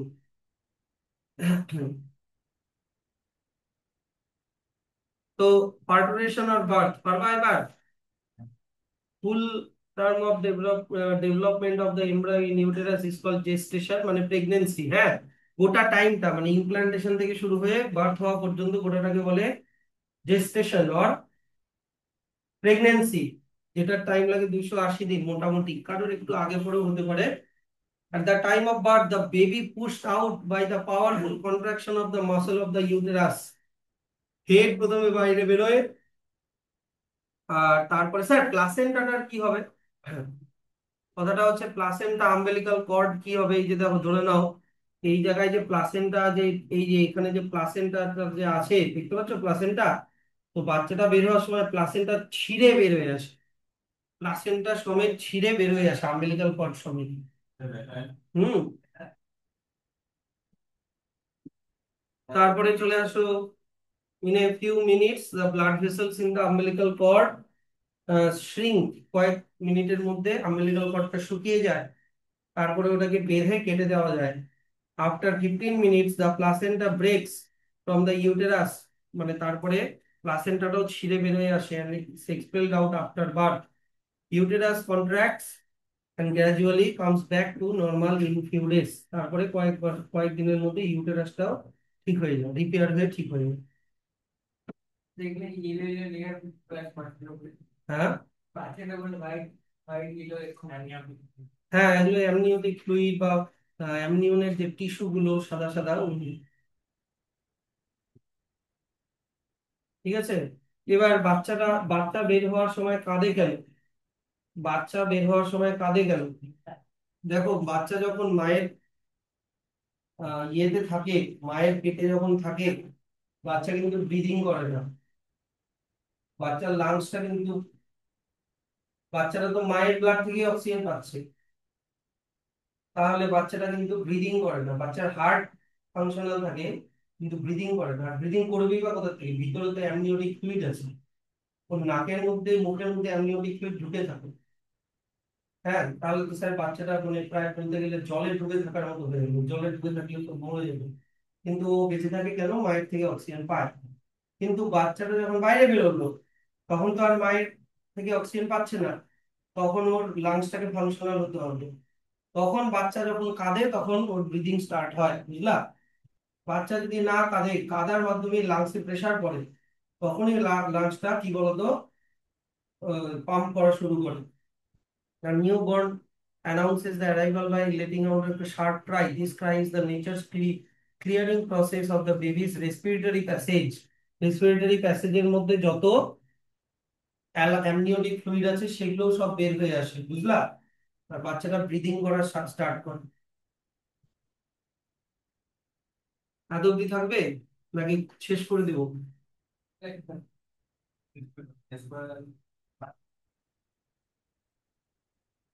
টুইন্স দুই রকমের হয়, ফ্র্যাটার্নাল টুইন আর আইডেন্টিক্যাল টুইন। ফ্র্যাটার্নাল টুইন মানে, জিনিসটা বোঝো, ফ্র্যাটার্নাল টুইন মানে ধরো নাও, হ্যাঁ, যদি মায়ের মধ্যে দুটা এগ প্রডিউস হয়, বুঝলা? মায়ের মনে করো ফ্যালোপিয়ান টিউবের মধ্যে দুটা ওভাম আছে, দুটা এগ আছে, তাহলে দুটা এগই স্পার্ম দিয়ে ফার্টিলাইজ হবে। এমনও হতে পারে একটা স্পার্মের মধ্যে এক্স ক্রোমোজোম আছে আর একটা স্পার্মের মধ্যে ওয়াই ক্রোমোজোম আছে, ঠিক না? তাহলে এমনও হতে পারে দুটার মধ্যেই এক্স, দুটার মধ্যেই ওয়াই। ব্যাপারটা বুঝতে পারছো তো?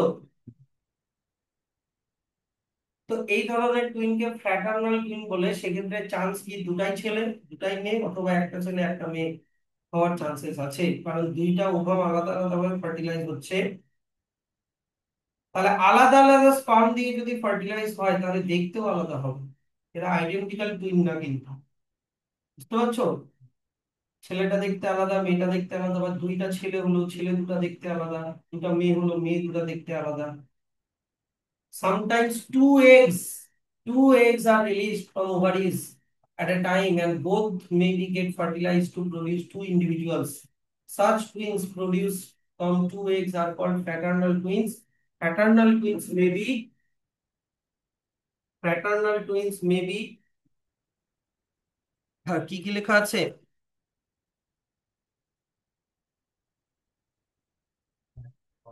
হ্যাঁ, আইদার বোথ বয়েজ, হ্যাঁ কি না? দুটোই ছেলে হতে পারে, দুটোই মেয়ে হতে পারে, একটা ছেলে একটা মেয়ে হতে পারে। কিন্তু ব্যাপারটা হচ্ছে যে fraternal twins in all respects are like the normal sister and brother, but here they are of the same age, মানে ওদের এজ একই হবে, কিন্তু কয়েক মিনিটের ডিফারেন্স থাকবে। আহ এবার about 75% of all cases of twins belong to this type, মানে বেশিরভাগ টুইন এই ফ্র্যাটার্নাল টুইনই হয়। হুম, একটা ছেলে একটা মেয়ে, আমাদের স্কুলে প্রচুর এরকম জমজ বাচ্চা আছে। একটা ছেলে একটা মেয়ে, জানি না মেয়েটা দেখতে বড় সড়ো, মেয়েদের ম্যাচুরিটি আগে আছে কিনা, তবে অনুভব করতে এটা মনে হয় দিদি না। কিন্তু ব্যাপারটা হচ্ছে যে প্যাটার্নাল টুইন আর biologically known as die ওভিউলার। Die মানে কি দুই, আর দুইটা ওভাম থেকে তৈরি হচ্ছে তাই ডাই ওভিউলার, তার মানে দুটা জাইগোট হবে, হ্যাঁ কি না? তার মানে এটার নাম দুটা ডাই জাইগোটিক। আর আইডেন্টিক্যাল টুইন কি, এবার ভালো করে বোঝো আইডেন্টিক্যাল টুইন কিভাবে হয়। এইদিকে দেখো, ধরে নাও মনে করো ফিমেল রিপ্রোডাক্টিভ, এটা মনে করো ফ্যালোপিয়ান টিউব। ফ্যালোপিয়ান টিউবের মধ্যে একটা ওভামকে একটা স্পার্ম ফার্টিলাইজ করলো, ঠিক? এবারে ওভামটা তো হচ্ছে ইয়ের মধ্যে আছে, জোনা পেলুসিডার মধ্যে আছে, মনে আছে? এবার দেখা গেল জোনা পেলুসিডা সমেত ওভামটা দুইটা হয়ে গেল। জোনা জাইগোটটা, সরি জাইগোটটা দুটা জাইগোট হয়ে গেল জোনা পেলুসিডা সমেত। আমি এটা বলছি না কিন্তু জোনা পেলুসিডার মধ্যে তো এমনি জাইগোটটা ডিভাইড হবে 2 সেল, 4 সেল, 16 সেল, ওটা তো মরুলা, ওটা আলাদা, ওটা বলছি না। আমি বললাম জোনা পেলুসিডা সমেত ভাগ হয়ে গেল, দুইটা জাইগোট হয়ে গেল, একটা জাইগোট থেকে দুটা জাইগোট হয়ে গেল অ্যাক্সিডেন্টালি। এবার তো এটা একটাই স্পার্ম দিয়ে ফার্টিলাইজ হয়েছিল, হ্যাঁ কি না? ধরো নাও এটা যদি এক্স হয় তাহলে দুটাই মেয়ে হবে, আর যদি এটা ওয়াই হয় তাহলে দুটা জায়গা থেকে যে দুটা বাচ্চা হবে দুটাই ছেলে হবে। যদি একটা স্পার্ম দিয়ে তৈরি তাই ওরা দেখতেও একই রকম হবে, তাই এটা আইডেন্টিক্যাল টুইনস। এখানে একটা ছেলে একটা মেয়ে কখনোই হবে না, কারণ এখানে একটাই স্পার্ম দিয়ে ফার্টিলাইজ হওয়ার পরে জাইগোটটা দুটা জাইগোট হয়ে যাচ্ছে। So sometimes a single fertilized egg, মানে zygote, may get split and separated into two parts during its early stages of cell division. Each of these two split parts then behaves like an independent egg and produces one complete individual each. Identical twins begin being produced from a single egg are both boys or both girls. কখনোই ইয়ে হবে না। আর এরা দেখতেও একই রকম হয়, similar to each other, yet all is not similar. সব কিন্তু একই রকম হয় না, যেমন ওদের ফিঙ্গারপ্রিন্ট আলাদা হয়, বার্থমার্ক আলাদা হয়, হ্যান্ডরাইটিং বা অন্য অনেক কথা বলা, ওগুলো আলাদা আলাদা হয়। ওরা খালি দেখতেই একই, আর অ্যাজ সাচ কোনো 25%, মানে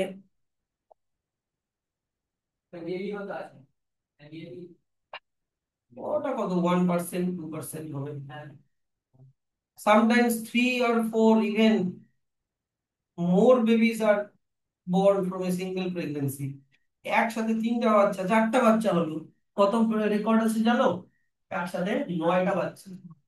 কত বিশাল বড়, মানে এই মাটা যে বাইচে আছে, বাইচে ছিল, এটাই অনেক বড় ব্যাপার। হ্যাঁ, যেরকম ভাবে আইডেন্টিক্যাল টুইন বুঝালাম, ওটাই দেখো ট্রিপলেট হতে পারে কি, ট্রিপলেট 3টা বাচ্চা maybe produced either from one single zygote splitting into two, and one split parts again splitting into two. দেখো, ভাবো এটা একটা জাইগোট।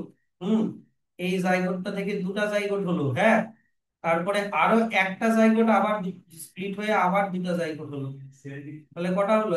1 2 3, 3টা জাইগোট হয়ে গেল।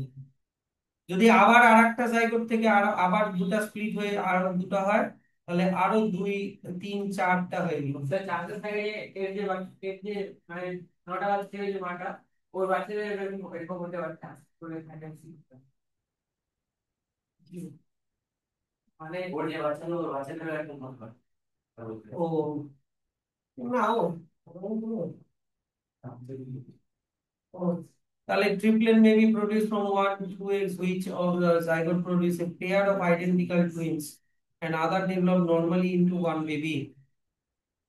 দেখো, এর মধ্যে হতে পারে কি যে এই 2টা বাচ্চা দেখা গেল আইডেন্টিক্যাল টুইন হলো, সরি সরি সরি সরি, এইদিকে দেখো, এই 2টা বাচ্চা ভাবো আইডেন্টিক্যাল টুইন হলো, কিন্তু এটা একটু আলাদা হলো, বুঝলা? কেমন হতে পারে? কোয়াড্রুপ্লেটস ও একই ব্যাপার, যে 2 pairs of identical twin from 2 eggs, sorry sorry, কোয়াড্রুপ্লেটটা এটা হবে না, আমি যেটা বুঝালাম এটা হবে না, কোয়াড্রুপ্লেটটা এমন হবে, এদিকে দেখো, কোয়াড্রুপ্লেটটা এমন হবে যে একটা জাইগোট ডিভাইড হয়ে 2টা জাইগোট হলো তো, এবার এটা ডিভাইড হয়ে যদি 2টা হয় তাহলে হলো 3টা বাচ্চা, কিন্তু এটাও যদি ডিভাইড হয়ে যায় তাহলে হলো 4টা বাচ্চা। ঠিক আছে, এটা এখানেও এটা, এই 2টা হবে আইডেন্টিক্যাল টুইন, এদিকে দেখো, আর এই 2টা হবে আইডেন্টিক্যাল টুইন। হ্যাঁ, এটা আর এটা কিন্তু আইডেন্টিক্যাল হবে না কিন্তু, হ্যাঁ, একটা জায়গায় যে স্প্লিট হয়ে যাচ্ছে ওটা আইডেন্টিক্যাল হবে। Maybe identical twins for 2 eggs, or in other combination of identical paternal twins. আবার মানে 2টা ওভাম আছে, 2টা ওভামই 2টা স্পাম দিয়ে হলো। তো যেমন মুরগির অনেকগুলো বাচ্চা হয়, হ্যাঁ,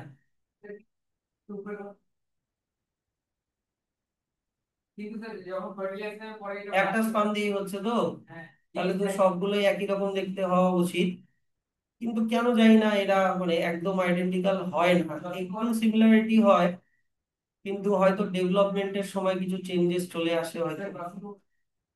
ক্রসিং ওভার তো গ্যামেট তৈরি হওয়ার সময় হয়।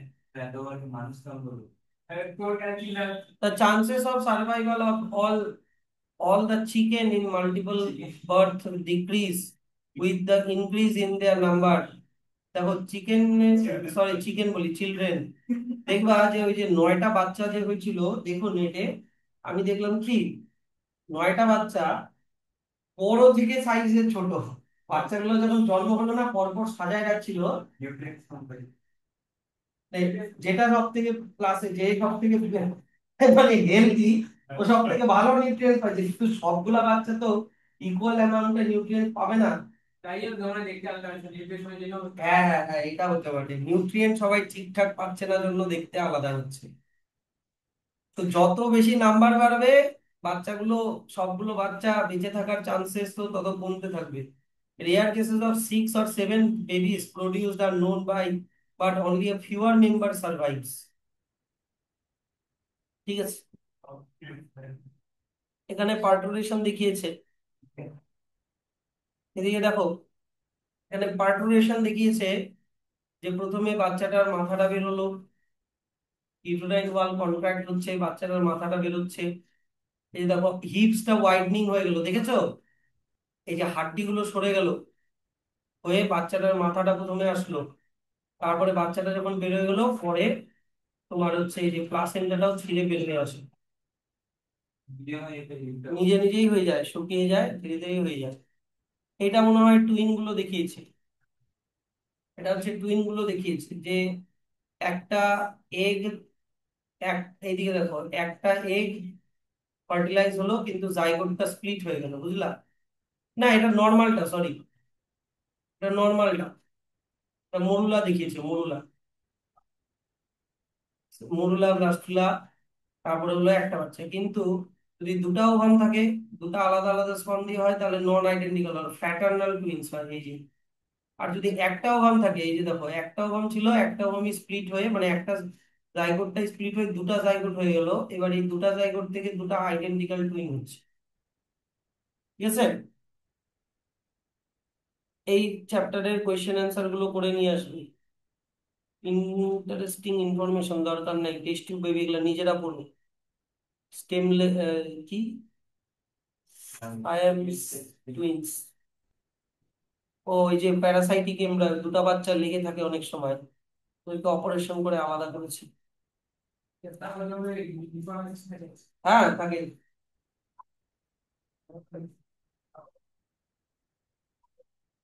এরপরে কোন চ্যাপ্টার আছে গো?